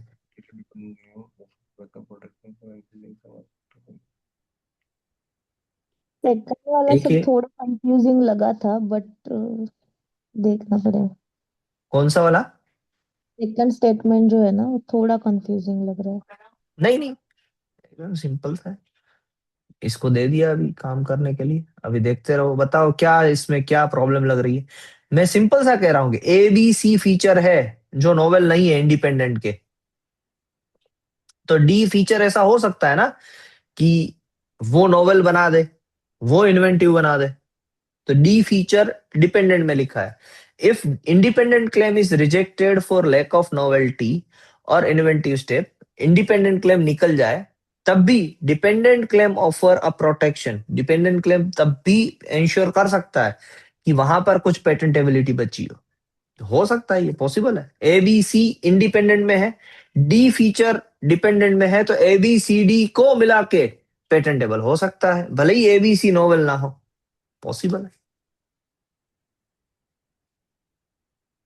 अब 40 को देख लेते हैं, फिर 39 पे आएंगे, जीपीटी क्या कह रहा है वो भी देखेंगे। तो इसका आंसर आएगा सी। अगर ऐसा आंसर है तो क्या आएगा? सी। अरे भाई ये क्लेम वाले आंसर क्वेश्चन आए हैं बरोबर जैसे आए। एंड ये आ रहा है 40। 40 में है the patent office remains patent office maintains a register of patent wherein the particulars of the patentee assignment, licensee, amendment, revocation, etc. shall be entered। सही बात है, ये तो इसमें क्या गलती है। The patent register is a confidential document, ये यहां से ही मैं गलत कर देता हूं, आगे पढ़ना ही नहीं है मुझे।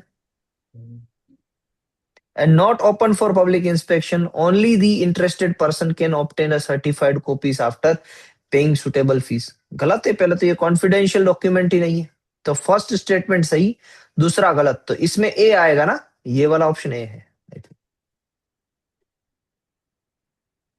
ए। अब देख लेते हैं ऊपर वाले क्वेश्चन में 39 का आंसर क्या बताया जीपीटीज ने। यार ये बार बार रूल पे क्यों चला जा रहा है।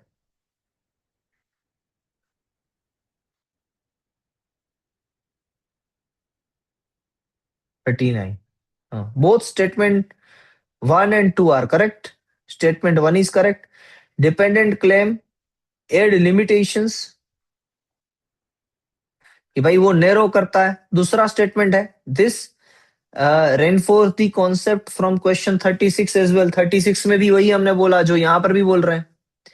If the broad independent claim is killed by prior art, still जो उसका जो डी फीचर है डिपेंडेंट क्लेम का वो बचा सकता है, वही कोट किया है, तो एकदम सही है। ये दोनों स्टेटमेंट सही है, वो भी सही है, और उसमें स्टेटमेंट 1 सही है, स्टेटमेंट 2 गलत है। 40 का तो बहुत इजी है, यहाँ पर 36 एंड 40, ये सॉरी 36 एंड 39 वो थोड़े से ट्रिकी हो सकते हैं, जहां पर आपने अगर तुक्का लगाया हो तो 2 मार्क्स जाने की संभावनाएं पूरी बनी हुई है, बरोबर।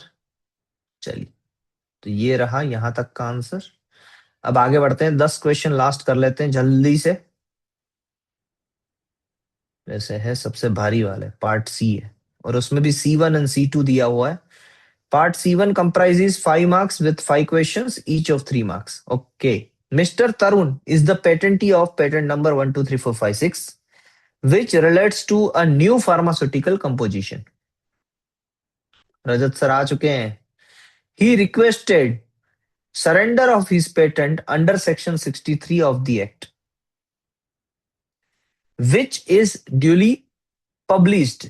One of the licensee, Miss Seema, comes across this publication and feels that surrendering the patent would reduce his profits।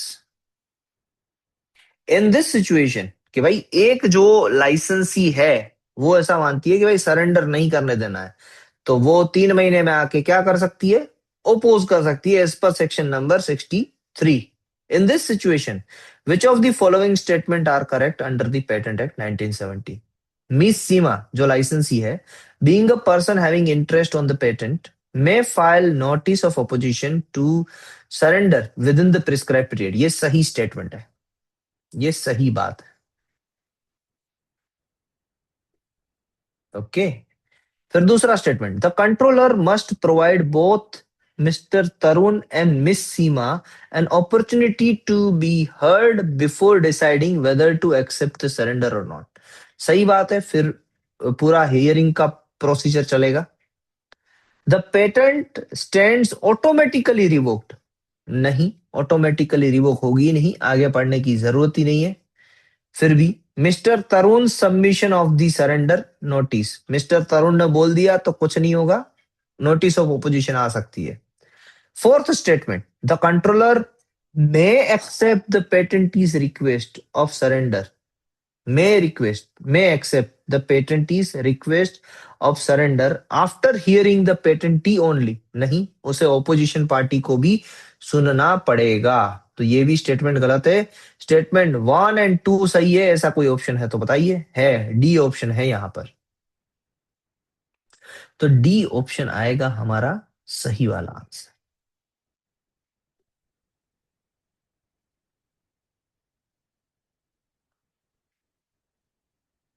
यहां पर कोई डाउट, मेरे ख्याल से यहां पर कोई डाउट नहीं होंगे। Any doubt to anyone? No I sir. Think perfect ही है। चलिए 42 A patent application X for a pharmaceutical compound is filed in India. An identical compound is also found to be claimed in two different application US D1 and India D2. However, both of this application were filed before filing date of X. X से पहले file हुई है, but published after filing date of X. It's okay. तो anticipate करेगी. When considering anticipation, which of the following are true? The US application D1 destroys the novelty of X, but Indian application D2 doesn't destroy the novelty. सही बात है भाई, गलत statement बोल दिया मैंने. जब ऐसी बात होती है कि प्रायोरिटी नहीं, प्रायोरिटी को भी ध्यान में तो लिया जाता है मल्टीपल प्रायोरिटी में, अगर वो इंडिया में फाइल हुई तो लिया जाता है, वरना नहीं लिया जाता है. सही बात है भाई, सही बात है. तो ऐसी कोई एप्लीकेशन है जो बाहर फाइल हुई है और बाहर पब्लिश हुई है, तो बाहर की पब्लिकेशन डेट को देखा जाएगा, मगर इंडिया में फाइल हुई है तो उसकी प्रायोरिटी डेट को देखा जाएगा, भले ही वो पब्लिश बाद में हुई हो. तो यहां पर जो यूएस वाली एप्लीकेशन है वो बाहर ही फाइल हुई है और बाहर ही पब्लिश हुई है, इसलिए वो एंटिसिपेट नहीं करेगी, वो नोवेल्टी को डिस्ट्रॉय नहीं करेगी. इंडियन एप्लीकेशन कर सकती है. Okay, the compound is novel since disclosure in the US and Indian application are not considered as valid. ये भी गलत है. The US application is valid for novelty if it was filed by the same inventor. ये क्या बात हो गई. And last में है the US application D1 doesn't destroy novelty of X, but the Indian application D2 does destroy the novelty. ये तो बात एकदम सही है, पकड़ के चलो. अब यहां पर लेते हैं the US application is valid for novelty sir if देखने इट का वाज. जरूरत ही नहीं है, क्योंकि देखने का जरूरत नहीं है. 1 और 2 तो गलत है, और 3 और 4 टुगेदर कहीं ऑप्शन नहीं है. ओके, तो सिर्फ 4 वाला ऑप्शन है. हाँ, ओनली 4 इज करेक्ट. तो ये रहा सही आंसर, यहां पर आएगा. बट सर देखने का जरूरत इसीलिए है क्योंकि समझने के लिए कि भाई ये क्या कहना क्या चाहता है. जब तक वो इंडिया हाँ, में नहीं फाइल नहीं नहीं, नहीं होता है ना. वो अंडरस्टूड सर, वो अंडरस्टूड है. मैं तो वैसे बोल रहा था कि हम 4 पे एकदम श्योर हो गए, तो उस हिसाब से. 4 पे तो श्योर है सर, और 1 2 तो गलत है. क्यों, और हाँ, यूएस की एप्लीकेशन भले ही सेम इन्वेंटर ने फाइल की हो, बट वो जब तक इंडिया में नहीं आती है ना तब तक उसकी प्रायोरिटी नहीं मानी जाएगी. ये बात है. मल्टीपल प्रायोरिटी वाला 137 सेक्शन तभी एप्लीकेबल होता है जब वो इंडिया में फाइल होती है, तब उसको प्रायोरिटी दी जाती है, वरना नहीं. तो ये है सी हमारी तरफ से आंसर इसमें. चलिए आगे बढ़ते हैं 43.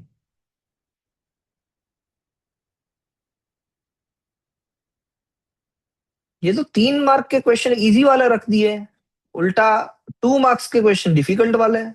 ये क्या कर रहे हैं ये लोग. हाँ सर। फॉर्मेट सेम है सर, 1 2 मार्क्स और 3 मार्क्स के क्वेश्चंस का. मगर 3 मार्क्स का तो बहुत स्ट्रेट फॉरवर्ड आंसर और बहुत इजी वाला है. पहला भी देखो सरेंडर वाला दिया है, दूसरा भी देखो ये ऐसे मींस इजी वाला क्वेश्चंस लगे मुझे as compare to the 2 marks question, जहां पर वो डिफेंसिव पब्लिकेशन, क्या क्या टर्म्स, एसईपीज, वो सारे 3 में पूछो ना भाई, उसको क्यों 2 में छोड़ो.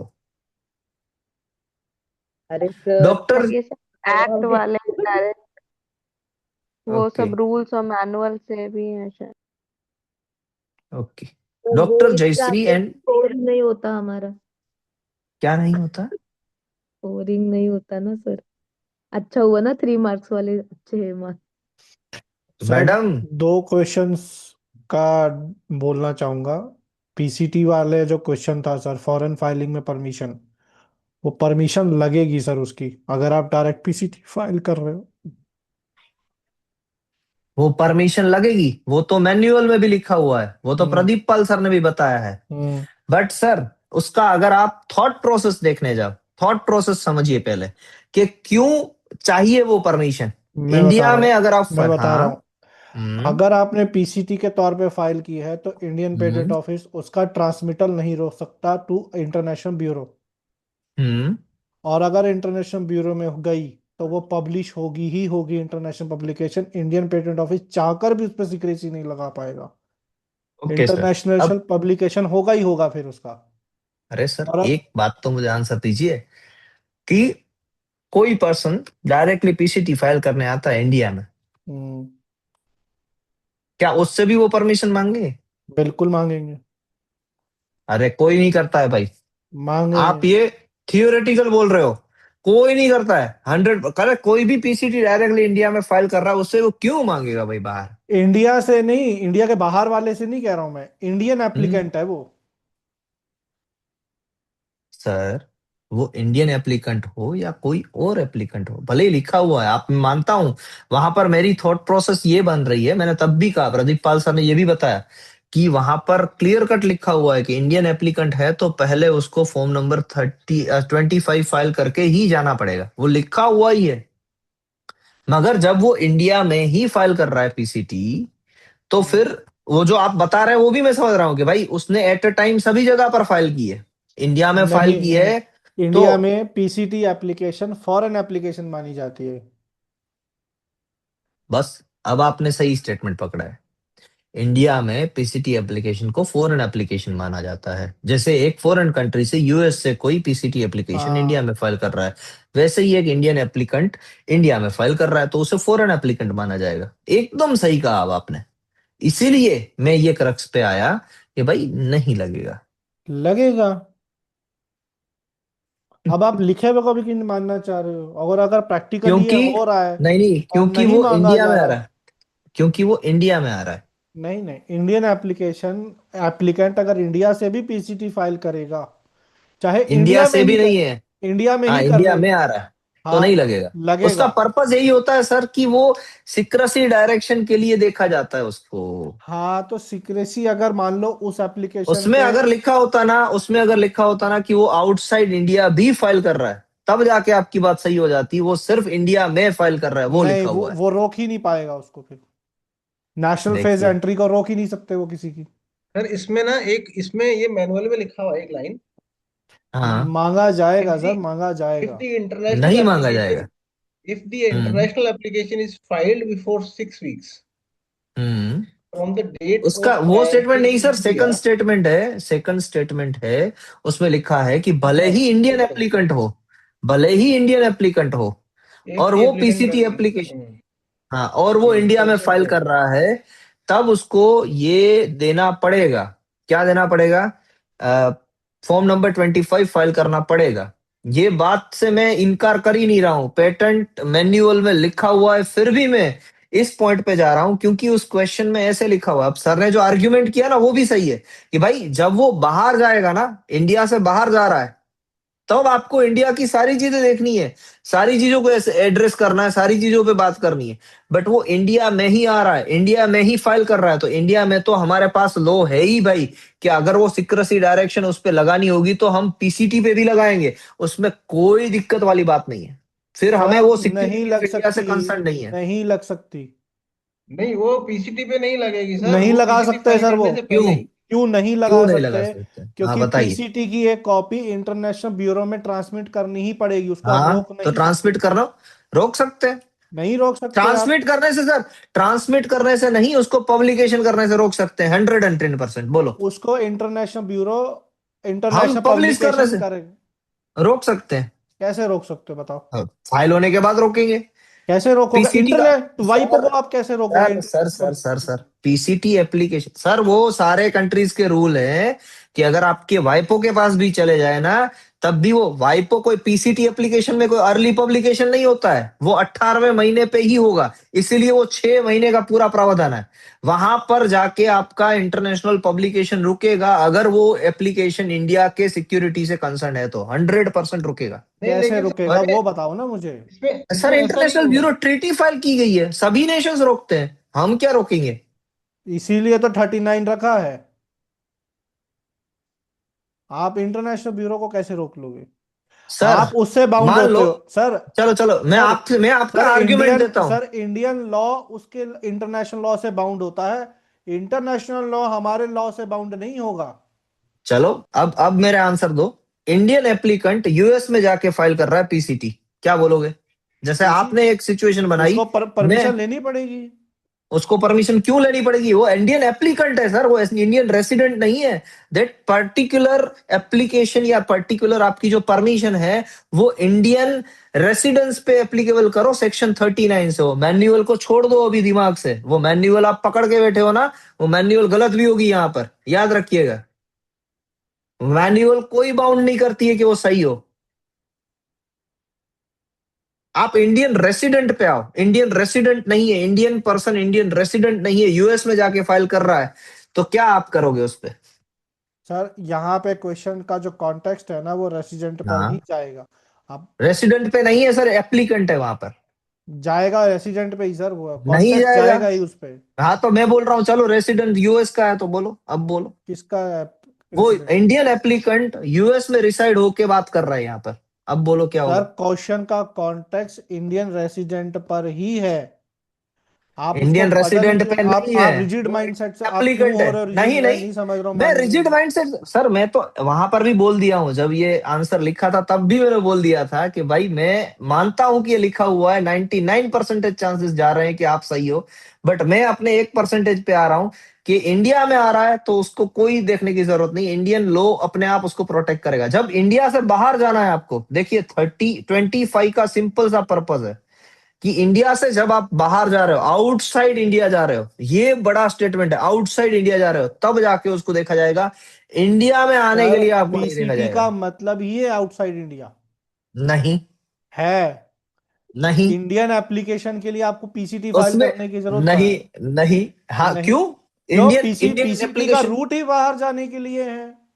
ऐसा नहीं है सर, वो ऐसा वापस आ रहा है इंडिया में, उसने पर्टिकुलर ये लिखा है कि वो इंडिया में आ रहा है। अब देखेंगे आंसर की, आने दो और इस पे डिबेट होगी और आंसर की देखिएगा मुझे नहीं इसका। लगता है सर, इस बार आंसर की रिजल्ट से पहले आएगी।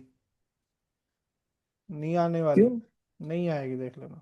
सर? आंसर की आती है, आंसर की के बाद रिजल्ट से पहले ओपोजिशन भी नहीं आएगी, होता है। रिजल्ट से अरे पहले नहीं आएगी। ओपोजिशन भी होता है।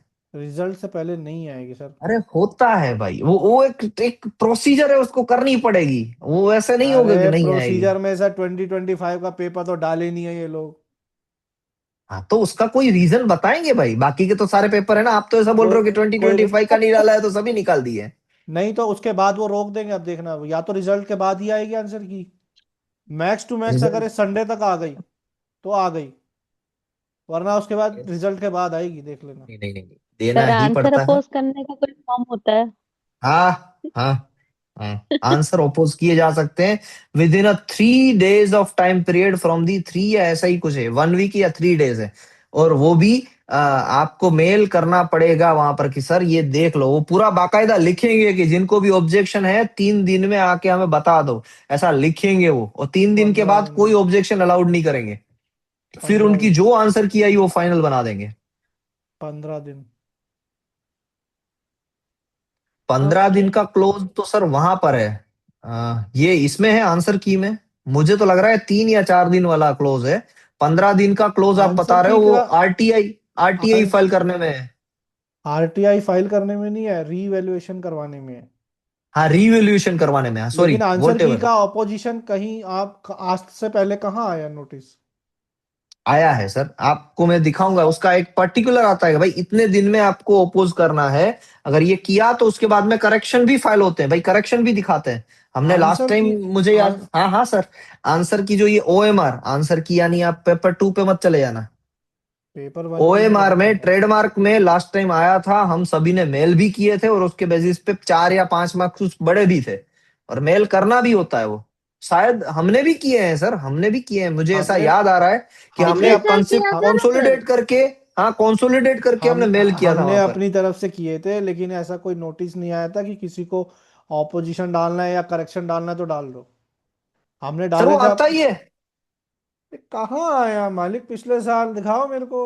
बाय हमने अपनी डिफॉल्ट तरफ से रहता डाले अब थे। है। अब नहीं नहीं सर, उसके बाद ही आंसर की करेक्ट होके आती है, उसका एक पर्टिकुलर पीरियड देते हैं कि भाई इतने दिनों में आप अपोज करो इसको, अगर आपको कुछ इनकरेक्ट लग रहा है तो आप करो। अरे तो कहाँ आया है, वही तो मांग रहा अब हूँ। बताऊंगा कहीं, अब ऐसे ही थोड़ी ना मुझे मिल जाएगा, अभी मैंने आपको बोला और अभी फटाक से लेके दिखा दूंगा।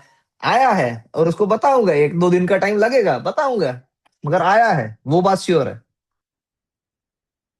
और उसी के बाद में हमने सभी से वो मिलके एक मेल ड्राफ्ट करके वहां पर भेजे थे कि भाई सभी लोग भेजो। वही मेल भी मैंने ड्राफ्ट किया था और सभी को बोला भी था कि भाई आप भी भेजो, आप भी भेजो, सभी लोग भेजो, ऐसा करके ड्राफ्ट किया था। करेक्ट सारिका मैडम, या कोई थे लास्ट टाइम जो हमने ऐसा किया हाँ था? हाँ सर, हाँ ऐसा ही किया था। हम्म, हाँ चलो, ये एक क्वेश्चन हुआ। चलो मैं आपकी बात मानता हूं, हालांकि मैंने यहाँ पर तो मेरा अपना ही पॉइंट ऑफ व्यू रखा है इस पेपर में कि भाई वहां पर नहीं लगेगी परमिशन, बट फिर भी मैं आपकी बात मानता हूँ। पीसीटी वाले में दूसरा क्वेश्चन कौन सा था? आप 2 क्वेश्चन की बात कर रहे थे, कहाँ चला गया? सर ये खत्म करे क्या पहले? जी मैडम, ये कर लेते हैं। Doctor Jayashree and doctor Bohra are co patentee of 3 related patents granted for different aspect of the same medical device technology. One patent has been exclusively licensed to MedEquip Private Limited and another patent has been non-exclusively licensed to okay, बोलो, ये इसने तो खत्म ही कर दी बात। Non-exclusively licensed to BioHealth Limited. All parties are commercially exploiting the invention in India. Okay. Dr. Bora is also sole patentee of the separate patent on biodegradable package technology. Dr. Bora is also the sole patentee of the separate patent of biodegradable package technology. Okay. Which is not yet being commercially worked, but she is interested in licensing it. Which of the above statements are correct? Okay. Dr. Jayshree, Dr. Bohra, MediEquip Private Limited and BioHealth Limited are each required to file form number 27 individually for their respective patents or licenses. ये जरूरी नहीं है कि ये individually करे, एक साथ में भी दे सकते हैं, तो इस वजह से मैं इसको गलत कहूंगा। यहां लिखा हुआ है each required to file form 27 individually, ये तो गलत है। सभी को इंडिविजुअली देने की जरूरत नहीं, एक साथ में भी फाइल कर सकते हैं। Okay, doctor Jayashree and Dr. Bohra can file single consolidate form number 27 for all 3 related patents since they are co-owner and the patents relate to the same technology. तो सही बात है कि वो दोनों मिलके भी साथ में फाइल कर सकते हैं। Next, both MedEquip Private Limited and BioHealth Limited can file their own form number 27 separately.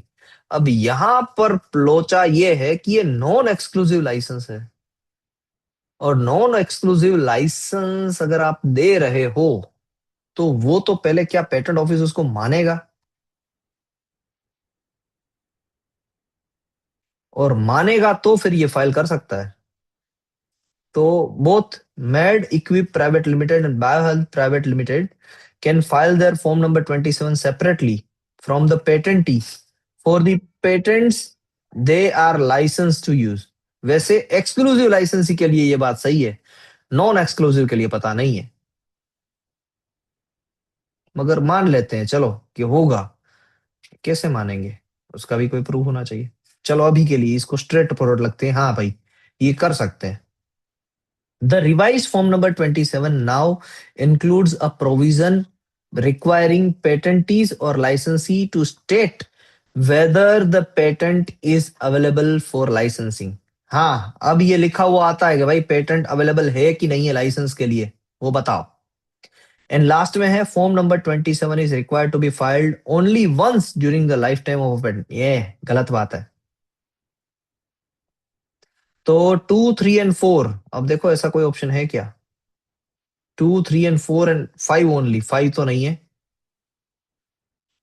तो 1, 2, 3 एंड 4 ओनली भी नहीं है, तो 1 तो सही होना ही चाहिए। अब इसका मतलब तो ये हुआ मेरा, ये कुछ गलत मैंने बोल दिया क्या? डॉक्टर 1 तो जयश्री, करेक्ट डॉक्टर है ना बोरा। सर? मैडम मुझे क्यों ऐसा लग रहा है कि हाँ, अब ये तो अब क्या ही मैं इस पे बोलूं, अब इसको तो देख के मुझे सही करना पड़ेगा। मैंने इस तरीके से बोला कि वो इंडिविजुअल फाइल तो कर सकते हैं बट साथ में भी कर सकते हैं, और आगे जाके वो लिखा भी है कि वो साथ में भी कर सकते हैं। हाँ सर, It's jointly भी। required to file form number 27 individually for the respective patent or licenses। ये जो है ना required to file कि भाई करना ही पड़ेगा, वो वैसा मैंने सोच लिया। That's why I marked it wrong। But ठीक है चलो, अब ऑप्शन तो इसी को दिख रहे हैं कि भाई 1 2 3 4 ऐसा है, 1 2 3 4 ओनली। हाँ तो बी ऑप्शन मेरी तरफ से करेक्ट आंसर है। यहाँ पर कोई डाउट बी ऑप्शन में? गलत लग रहा था, मतलब प्रोविजन में से कुछ है। हाँ क्या सर, गलत लग ये रहा था मैडम? यहाँ गलत हो गया हमारा, प्रोविजन लाइसेंसी हाँ, के लिए जा सकता है क्या? उसकी वजह से मेरा भी गलत हो गया, 4 की तो वजह से। क्या लिखा आपने? फोर। ये थर्ड ऑप्शन गलत लिखा, तो 1 2 एंड 4 ऐसा तो कोई ऑप्शन है ही नहीं। नहीं नहीं, 1 2 और 3 3 करेक्ट। की ऑप्शन। क्यों? ये तो अब लाइसेंस ही, ये तो बात हुई थी ना, फॉर्म नंबर 27 हमने देखा था और हमने पर्टिकुलरली ये डिस्कस किया है कि अब ये लाइसेंस भी मांग रहा है कि भाई वो लाइसेंस, अब ये लाइसेंस के लिए अवेलेबल है या नहीं है, वो ऐसा चेकबॉक्स भी आता है वहां पर। याद है? या याद आया अभी? हाँ सर। फिर बाद में होता है, मगर ऐसा चेक बॉक्स दिया गया है आपसे, इसीलिए ये ऑप्शन सही है। सर ये 1 and 2 चलिए में थोड़ा डिफरेंस बताएंगे क्या? Option 1 and 2, not option sir, 1 and 2 but then the statement 1 and 2। Sir जो 1 है वो ये कहता है कि कोई भी इंडिविजुअली सभी लोग भी फाइल कर सकते हैं, नहीं पेटेंटी यहाँ 1 पेटेंटी रिक्वायर्ड 2। टू तो थोड़ा वैसा नहीं हो गया सिंपल कंडीशन। सर सर मैंने खुद ने, आप देख लो अगर रिकॉर्डिंग को देखो तो, अब मैंने पहले वो क्रॉस ही किया, मैंने बोला ये एक मैंडेटरी क्लोज क्यों डाल रहे हैं। अच्छा बट ये सर जब ऑप्शन मैं देख के फिर आंसर किया देख था। रहा हूँ ना, हाँ और आंसर देख के ही मैंने चेंज किया है, वहां पर जाके ही चेंज किया है। जैसा आप सोच रहे थे वैसा ही मैं वैसे एग्जैक्ट गलत वही होना सोच रहा हूँ। चाहिए, 1 गलत होना मैडम चाहिए बात सही है, कंपल्सरी। मगर फिर ऑप्शन ऑप्शन को आप क्या देखोगे? देखिए फिफ्थ स्टेटमेंट तो गलत है, तो ऑल ऑफ दी एबो तो सही नहीं होगा, और ये ए भी सही हाँ नहीं होगा, बचा बी एंड सी है। तो अब बी एंड सी में से ज्यादा आंसर सही कौन सा लग रहा है? भले ही ये फर्स्ट गलत है, मगर फिर भी सेकंड थर्ड एंड फोर्थ तो ये बी के साथ ही जाएगा, तो भी प्रोबेबिलिटी यस आपकी बी आंसर की तरफ जा रही है। यस। तो ऐसे है मैडम, मैं भी यही सोच रहा था जो महादेव सर ने सोचा, इसलिए पहले आप देखिए मैंने गलत ही किया था, फिर जाके सही कर रहा हूँ। एक्चुअली मैंने गलत करके फिर इसको फोर्थ को मैं सोचा फोर्थ का तो है ही नहीं, हमने पढ़ा ही नहीं, स्टेटमेंट तो 1 2 and 3 सही कर दिया एनीवेज। हाँ सर, सेम वही यही हुआ था, सेम 1 लाइसेंस ऑप्शन वाला बैक। क्लोज लगता है। हम्म, चलो कोई नहीं।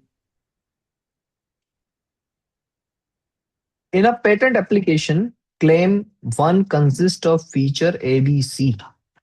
Okay, वापस claim वाली बात। Patent application claim 1 consists of feature A, B, C. Further, a dependent claim 2 depend on claim 1 consists of feature D. उसमें D feature आया। Subsequently, another dependent claim 3 of dependent claim 2 consists of feature E. Claim 3 में E आया। You have found prior art D1 which discloses A, B and C, यानी independent को मार गया, and disclose, okay, sorry, D1 which discloses feature A, B and feature C disclosed in document D2। तो D1 and D2 को मिला के A, B, C जा रहे हैं। Another document D3 discloses feature A, C and E, यानी claim 3 भी गया, अब claim 2 बचा feature D के साथ। Okay, considering that all the prior art D1 to D3 are relevant to the concerned field of technology, choose the correct option. First, document D1 and D2 combination destroy the inventive step of the claim 1। सही है ये statement, ABC आ गए यहां पर। दूसरा, document D1, D2 and D3 in combination destroy the inventive step of claim 3। सही बात है, claim 3 को ये मार डालता है। अगले जाए। Next, claim 2 and claim 3 are novel and inventive, while claim 1 is novel but not inventive in view of D1 and D3. D1 and D1, D2, D3 तीनों को मिला के सिर्फ क्लेम 2 ही, क्लेम 2 ही हो रहा है नोवेल, 3 भी नहीं हो रहा नोवेल, तो ये गलत है, ये गलत है, स्टेटमेंट 3 गलत है, क्लेम 3 नहीं हो रहा है।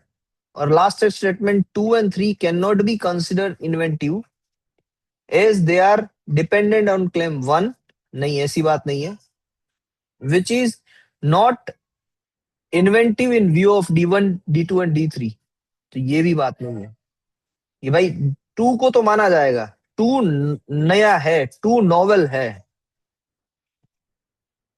ओके, क्लेम जो 3 है, क्लेम जो 3 है एंड क्लेम अनदर डिपेंडेंट, ओ तो ये स्टेटमेंट भी सही हो गया। देखिए ये समझने वाली बात है, क्लेम 3 जो है ना वो डिपेंड कर रहा है क्लेम 2 पे, क्लेम 1 पे नहीं। तो अब ये बात सही है, अब ये स्टेटमेंट भी सही है कि क्लेम 2 एंड क्लेम 3 दोनों नोवेल हो जाएंगे।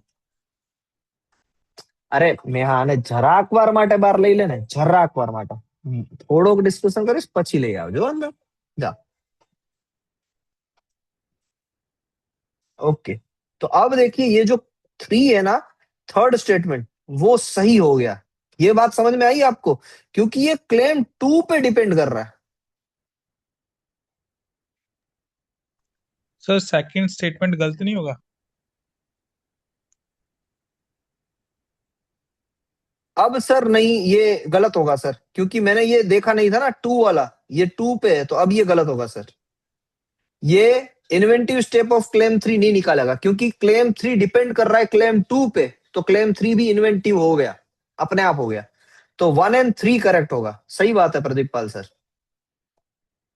और ये सारी यहां पर जो पूरा का पूरा ये थॉट प्रोसेस बनाया है वो इस एक स्टेटमेंट ने बनाया है, डिपेंड ऑन क्लेम 2, ये वाली बात है।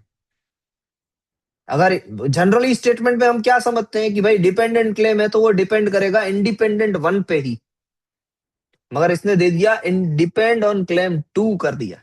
ये बड़ा चालबाज आदमी है जिसने ये पेपर बनाया है। अब इसमें किसी को डाउट हो तो बताइए, मैं श्योर हूं यहाँ पर 1 and 3 करेक्ट होगा, तो इसका ए स्टेटमेंट आएगा। यहाँ पर कोई भी डिस्कशन है तो हम करते हैं, नो सर। या सिर्फ मैं ही ऐसा था कि जिसको समझने में देरी लगी? ये सभी को समझ में आ गया? क्या बात है। अगर आपने इतनी माइन्यूट डिटेल पकड़ी है ना तो आप बहुत बड़े स्कॉलर हो, मीन्स बहुत ज्यादा बड़े स्कॉलर हो। ये चीज समझना नेक्स्ट लेवल की बात है। ऑप्शन से किया सर। ऑप्शन से किया, ओके, क्योंकि मैं पहली बार पढ़ा तो मेरे दिमाग में ही नहीं बैठा ये क्लेम 2 का डिपेंडेंसी। चलो, with reference to the sequence listing fees under the Indian patent rules, consider the following statements. Sequence listing fees में वही होगा, वो कितने कुछ पेजेस के बाद 24,000, और क्या है उसमें भी वो है 5 टाइम्स मनी होती है, वो होगा। और कितने पेजेस, 12,000 कुछ पेजेस है सीक्वेंस लिस्टिंग के, उसके बाद रुपये लगने स्टार्ट हो जाएंगे, वो एमिनो न्यूक्लियोटाइड जो भी हो, बरोबर 12,000 कुछ ऐसे पेजेस हैं, उसके बाद में रुपये स्टार्ट होते हैं, देखते हैं। और मैक्सिमम उतना ही है 24,000।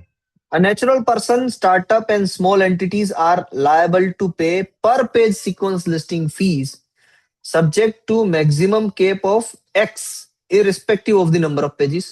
जी हाँ, सही बात है, वही कुछ 24,000 जैसा है, और दूसरा कुछ 1,20,000 जैसा है। The large entities are liable to pay per page sequence listing fees subjected to a maximum cap of 5x। सही है। The sequence listing fees is calculated strictly on per page basis without any upper monetary limit। गलत है, upper limit है ही यहाँ पर, क्योंकि वो कुछ लिखा भी है एमिनो न्यूक्लियोटाइड का बहुत ज्यादा हो जाता है, वो बायोजेन में कुछ ज्यादा हो जाता है, तो इसलिए वो बढ़ा देते हैं, एक ही लिमिट रखनी है। Filing the sequence listing electronic form exempt the applicant from payment of any sequence listing fee। नहीं भाई, रुपया तो लगेगा, रुपया थोड़ी ना छोड़ेगा patent office. The sequence listing fees is determined with reference to the number of pages of the sequence listing. ये भी गलत है, उसकी एक अपर लिमिट है। वैसे पार्शियली सही है, पहले पेजेस से ही लगेंगे, फिर जाके उसका ये पेमेंट होगा। द ऑब्लिगेशन टू पे sequence listing fee is independent of whether the biological material is deposited under, हाँ उससे कुछ लेना देना नहीं है उसको, ये स्टेटमेंट तो सही है। तो 1, 2 एंड 5 हो रहा है। अब देखते हैं भाई क्या है, देखो 1, 2 एंड सॉरी 6 हो रहा है।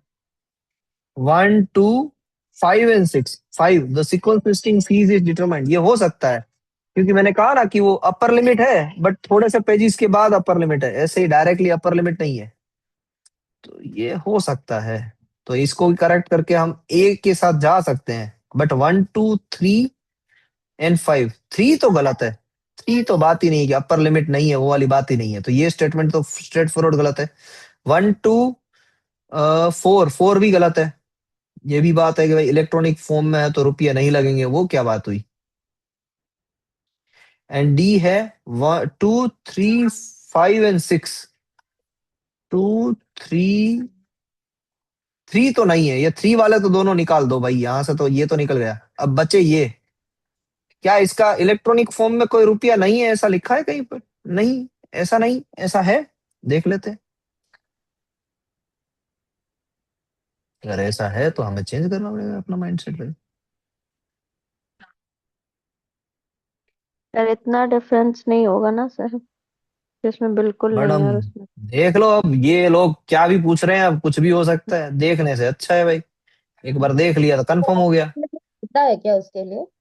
मैंने उसकी ई फाइलिंग ही देखी है, ये ई फाइलिंग का ही मैं बोल रहा हूँ, फिर भी मैं देख रहा हूँ, देखिए ना 24,000 रुपये, 1,20,000 रुपये, ई फाइलिंग का ही चार्ज बोल रहा हूँ, अच्छा और फिजिकली तो अलाउड ही नहीं है।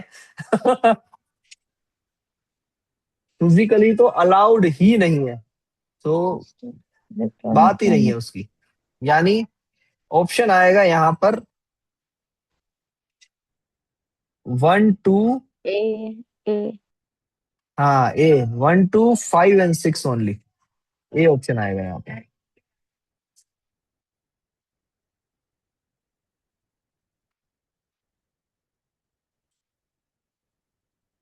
आ गया फोन। ओ बाबू,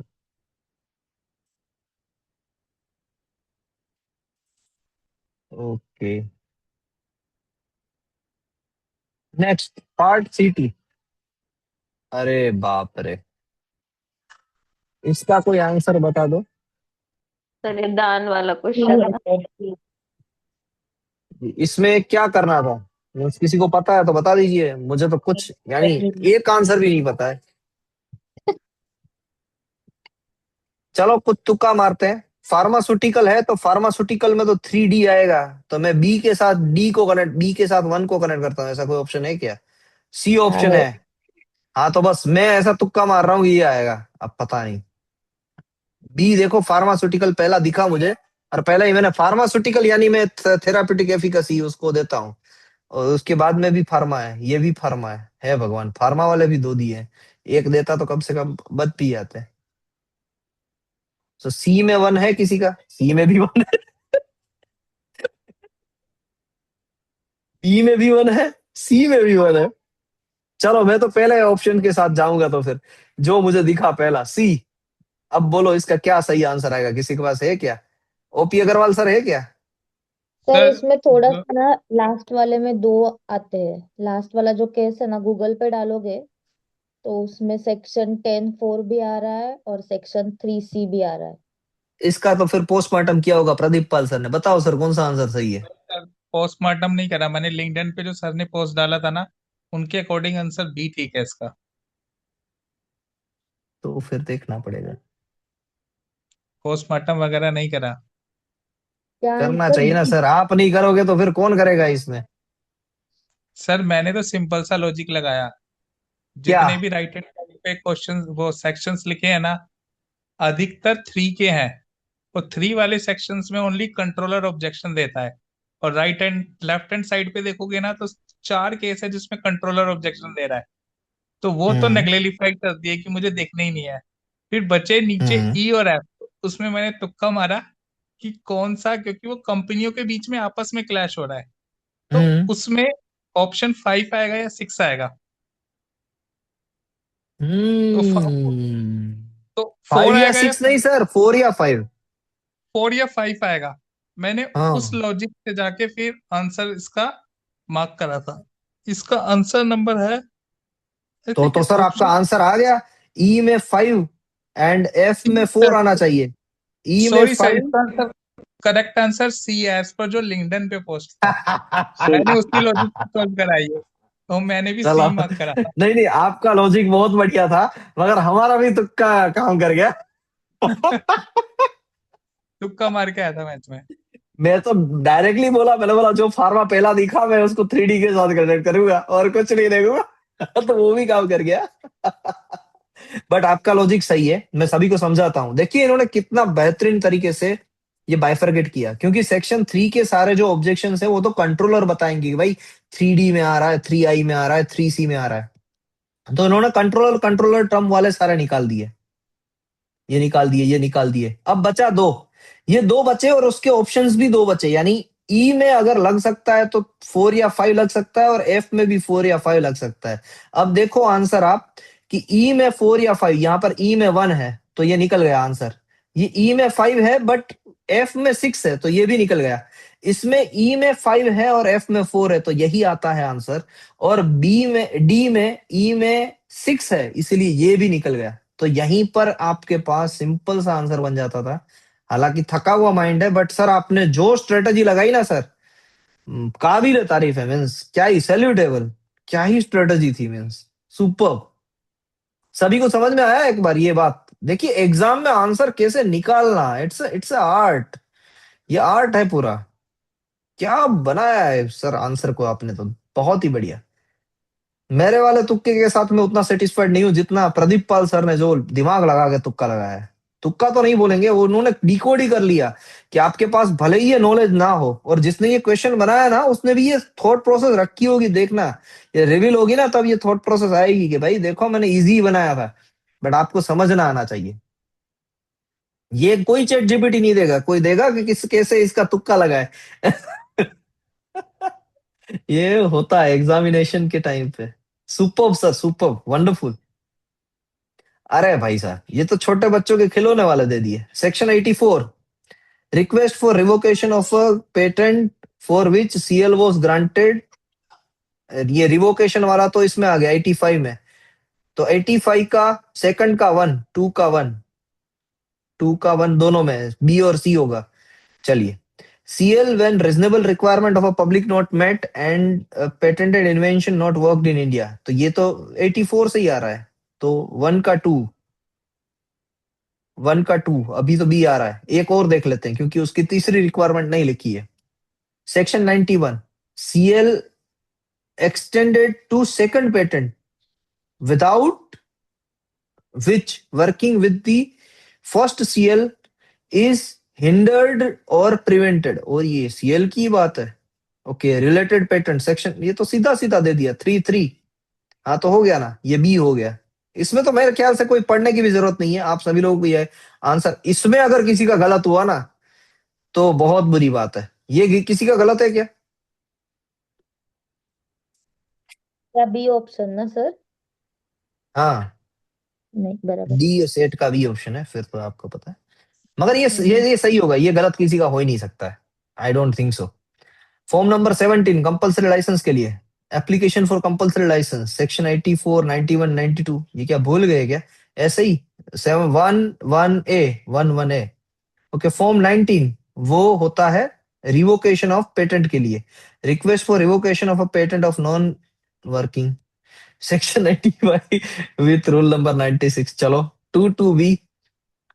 थर्ड का है अ, ये रिस्टोरेशन के लिए, request for restoration of lapse patent section 61 read with 84। ये क्या है? मीन्स ये टेबल बनाया है, आंसर दिया है। हाँ सर, कंफ्यूज करने के लिए दिया है इतना। इसमें क्या कंफ्यूज होगा कोई बंदा? मुझे तो नहीं। नहीं सर, नो सर, हम लोग ने तो इतना रट लिया था ये सेक्शन फॉर्म फीस, जो स्टार्टिंग से करके आ रहा होगा उसका माइंड नहीं आता कि एग्जॉस्ट हो चुका होगा। बोलो नहीं, स्टार्टिंग से क्यों करना है, ए के बाद सी उठाना था आपको, सर हम लोग को बताया ना, मतलब जनरली जिसने नहीं किया होगा ऊपर से। ये ओहो, गलत हो सेक्शन गया टू, सर। अरे बाप हाँ, रे, मैच दी ये फॉलोइंग, गलत हो गया। Section two T A, section two L A, section two इसका एन एंड डी ओ। है सर, डी है सर। मगर कैसे निकाला आपने? हाँ, एक एक मैंने आता है किया मुझे, किया था। मुझे एक आता है बस, इसमें से सी आता है मुझे, तो और कुछ नहीं आता, ये पेटेंट एजेंट है।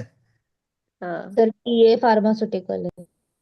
कौन सा? सर इसका टीए टीए। सर इसका इसका ट्रिक है, जो लेफ्ट हैंड साइड पे टर्म है उनको अल्फाबेटिकली अरेंज करो, जो राइट हैंड साइड पे उनको अल्फाबेटिकली अरेंज करो और मैच कर दो,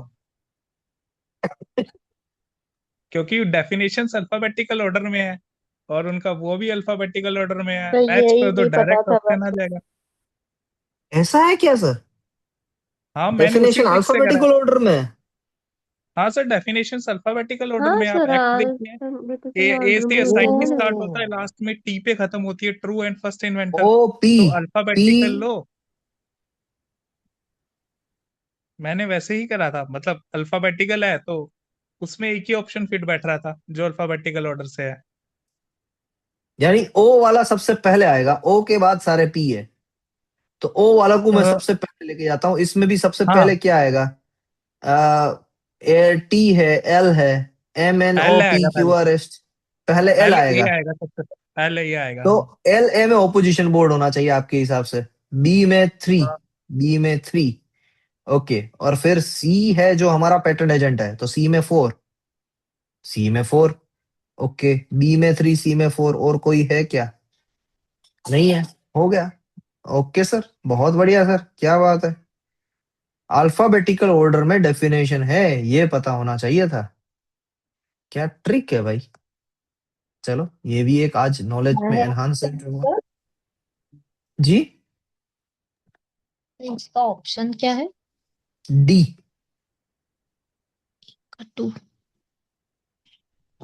मैडम आप अपने मार्क्स पे मत जाइए, ये ट्रिक समझिए, ये जो बात है वो बड़ी बात है, ये बहुत बड़ी बात कर दी है इन्होंने। मैं आपसे जब भी पढ़ाऊंगा तब ऐसे ही पढ़ाऊंगा कि ये अल्फाबेटिकल ऑर्डर में है, ये तो होना ही चाहिए, ये बहुत बड़ी बात है, छोटी बात नहीं है, आप मानोगे नहीं, हाँ मेरे सर, लिए तो बहुत बड़ी है। एग्जाम हो गया था, मेरे पास 20 मिनट्स थे, मैं कुछ तो तुक्का मारना है, तो फिर यही आया कि अल्फाबेटिकल ऑर्डर में अरेंज करो, देखो क्या होता है। एक ही ऑप्शन ठीक बैठ रहा था, फिर यही है। सर आप पेटेंट की दुनिया के बहुत बड़े खिलाड़ी बनने वाले हो, बहुत बड़े, जिस तरीके की नहीं आपकी सर, थॉट नहीं नहीं। प्रोसेस है ना सर। अरे सर, लिख के रख लो, लिख के कहीं पर, हम मैं फ्रेम करवा के रखूंगा, ये बंदा प्रदीप पाल सर, जा रहे हो आप, बहुत लंबी केस रेस खेलने जा रहे हो, और है आपके अंदर वो इंस्टिंक्ट है पूरी की पूरी। तो सबने मार्क्स अगेंस्ट, कैलकुलेट कर लिए क्या? अभी ये देंगे, उसके बाद में कल कैलकुलेट करके सभी को सबमिट करना है। 50 under the patent act who can file the following, okay, against surrender of patent under section 63, यानी वन में एनी पर्सन इंटरेस्टेड, तो वन में तो वन आएगा, वन में तो वन आएगा, वन में तो वन आएगा, तो ए और बी ऑप्शन में से आएगा। दूसरा, 120 122 against in order of adjudicating, तो ये एडजुडिकेटिंग के अगेंस्ट में, तो aggrieved person, any person aggrieved, तो टू में टू आएगा, टू में टू आएगा, वन में वन, टू में टू, वन में वन, टू में टू, तो अब ए और बी में से एक हो सकता है। आगे बढ़ते हैं, against any conversation committed under section, okay, तो यहां पर वापस एनी पर्सन आएगा जो हमने कल देखा था, तो थ्री में थ्री आएगा। क्या बना के रखा है यार, against any amendment of a granted patent, granted patent के अमेंडमेंट पे, वहां पर भी पर्सन इंटरेस्टेड आएगा, वो 57 से, 57 सब क्लोज 4 से, तो एनी पर्सन इंटरेस्टेड, तो अब कौन सा पर्सन इंटरेस्टेड ले, ये वाला, अब फोर का फोर ही लगा लो, तो फिर फाइव का फाइव ही लगा लो। Against request of rectification, rectification में एग्रीड पर्सन आता है क्या? अब वो तो बात है ही, अब यहाँ पर लिखा हुआ एग्रीड पर्सन होगा। चलो तो इसका होगा डी। ये भी आई थिंक सभी को आ गया होगा, इसमें भी कोई बड़ी बात नहीं थी। Any doubt in this question? और यही बताता है कि ये जीपीटीज को यूज करते हुए पेपर बने, क्योंकि एक में ऐसा ऑप्शन आ जाए सही वाला, सामने सामने वाला वो सही है, दूसरे में भी आ जाए। ये कुछ जमा नहीं है अपने को। लास्ट दो दो क्वेश्चन है। बार लिखे हैं एनी पर्सन वाले। हाँ अच्छा, दो दो बार लिखा है an interested person an interested हाँ पर्सन। मैडम। और देखो आप उसके आंसर भी ऐसे आ रहे हैं, 1 1 2 2 3 3 4 4 5 5। और यहाँ पर भी वही आ रहा है, 1 1 A 1 A लाइक वाइज। चलो अब ये हमारा हुआ। अब रजत सर है क्या, है चले गए होंगे तो बात करेंगे। नहीं निकल गए। दूसरा कोई एक क्वेश्चन कह रहे थे। देखिए यहाँ पर मैं भी वो रजत सर वाली बात को भी मैं दोहरा देता हूँ। दो क्वेश्चन ऐसे हैं जहां पर मैंने अपने थॉट प्रोसेस से उसको नेगलेक्ट किया है, वो आपके सही हो भी सकते हैं। ऐसा मुझे लगता है कि वो दो क्वेश्चन में मैं गलत होने के चांसेस मेरे ज्यादा है। हालांकि होता नहीं हूं मैं, कभी कभी मेरी इंस्टिंक्ट काम करती है। एक था वही पीसीटी वाला, आपने जो बोला था, प्रदीप पाल सर ने कल बताया था, वही वाला। कहाँ गया वो प्रश्न?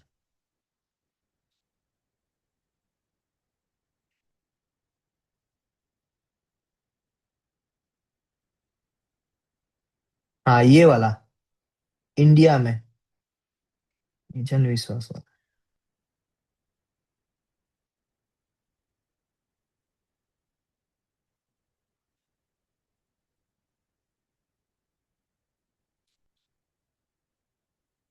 हाँ ये रहा ये क्वेश्चन नंबर 17, जहां पर मैंने लिखा है no the permission is not required as the PCT application is filed in India.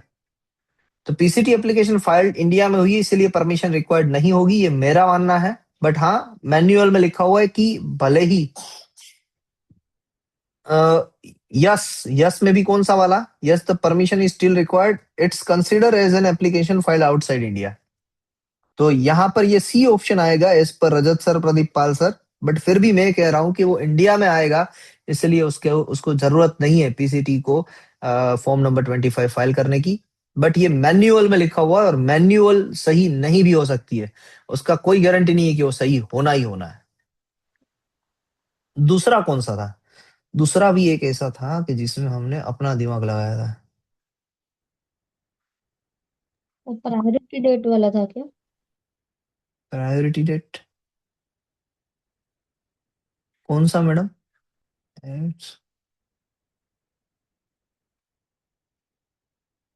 ये सही है ना, सी आएगा ना इसमें सारिका मैडम, ये एटॉमिक एनर्जी वाला जी 20। सर, जाएगा।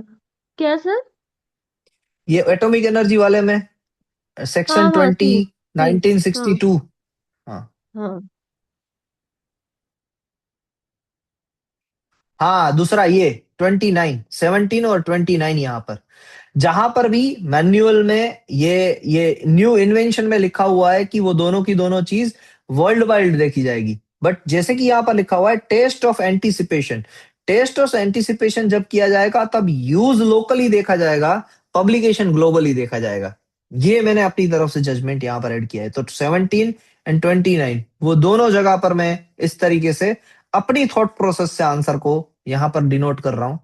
Let's see whether it is correct और नॉट। और ये पूरी की पूरी आपको मैं भेज रहा हूं अब। कंट्रोल एस कर दिया है, सारे के सारे आंसर्स इसमें मेंशन है। ओके। अब इसके बेसिस पे आपको बताना है कि आपके मार्क्स कितने हो रहे हैं बाय टुमारो। इसको ध्यान में रखते हुए, ये आंसर्स की को ध्यान में रखते हुए आपको अपने आंसर्स बताने हैं।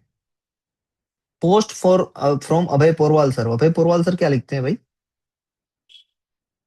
क्या बताया इन्होंने? सर इन्होंने भी सॉल्व करके डाला हुआ है, लिंक भेज देंगे ड्राइव क्या चैट में हाँ हाँ, अभय आंसर्स पोरवाल का। सर का तो देखना पड़ेगा। अभय पोरवाल सर यानी one of the best person hmm. ये चीजें करने के टेड। लिए। पहले हम अपनी डाल देते हैं यहाँ पर। जो हमने किया है, इतना 3 दिनों से हम बैठे हुए हैं इस पे। और अभी कल भी हम वापस इसको, कल नहीं, कल सैटरडे होगा, नहीं फ्राइडे है, तो कल भी हम बैठेंगे, फिर संडे को भी बैठेंगे, अब पेपर 2 सोल्व करेंगे। तो पेपर 2 कोई मुझे भेज दीजिएगा। अभी तक हमारा पेपर 1 सोल्व हुआ है, अब हम पेपर 2 को सोल्व करेंगे इसी थॉट प्रोसेस के साथ। परफेक्ट। ये आया हमारा 2026 की बात। और कल तक सभी को अपने अपने ये भेजने हैं, स्कोर भेजने हैं बेस्ड ऑन दिस आंसर की। पेपर 2026 की।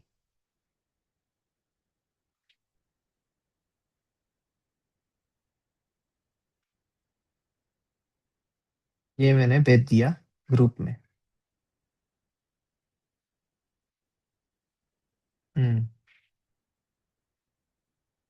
Based on above file, kindly check your answers and update your score here.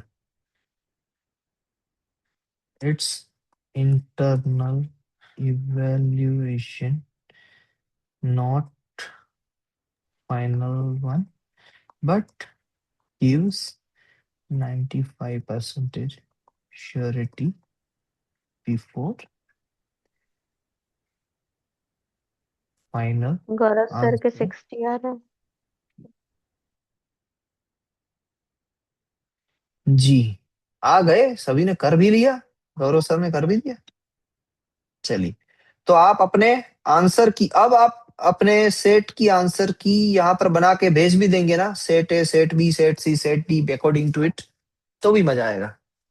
So whatever will be your answer based on this tick marks, अब आप इसको जज कर सकते हैं। अब ये श्योरिटी है कि यहाँ पर जो आंसर्स दिए गए हैं उसमें ये 2 क्वेश्चन को छोड़ के 17 एंड 29, ये 2 को छोड़ के बहुत ज्यादा श्योरिटी है कि हम सही हैं बाकी सारे क्वेश्चंस में। बहुत कम ऐसी होगी बातें जहां पर हम गलत होंगे। अब ये श्योरिटी बहुत कम होती जाती है जब इतना एवेल्युएशन, इतना डिस्कशन हो जाता है इतने इंटेलेक्चुअल्स के साथ। तो यही ऑब्जेक्टिव था। वाइवा की प्रिपरेशन भी हो गई, आंसर की भी प्रिपेयर हो गई, और हम आगे बढ़ते हैं पेपर 2 को सोल्व करने के लिए। तो मुझे कौन भेजेगा पेपर 2? कोई एक, साक्षी मैडम या सारिका मैडम? प्रदीप पाल सर, आपके पास पेपर 2 का फोटो हो तो प्लीज। ठीक है सर, कल क्लास से पहले आपको जी मिल जाएगा। भेज दीजिएगा। Okay sir, thank you very much, have a nice day, जय हिंद।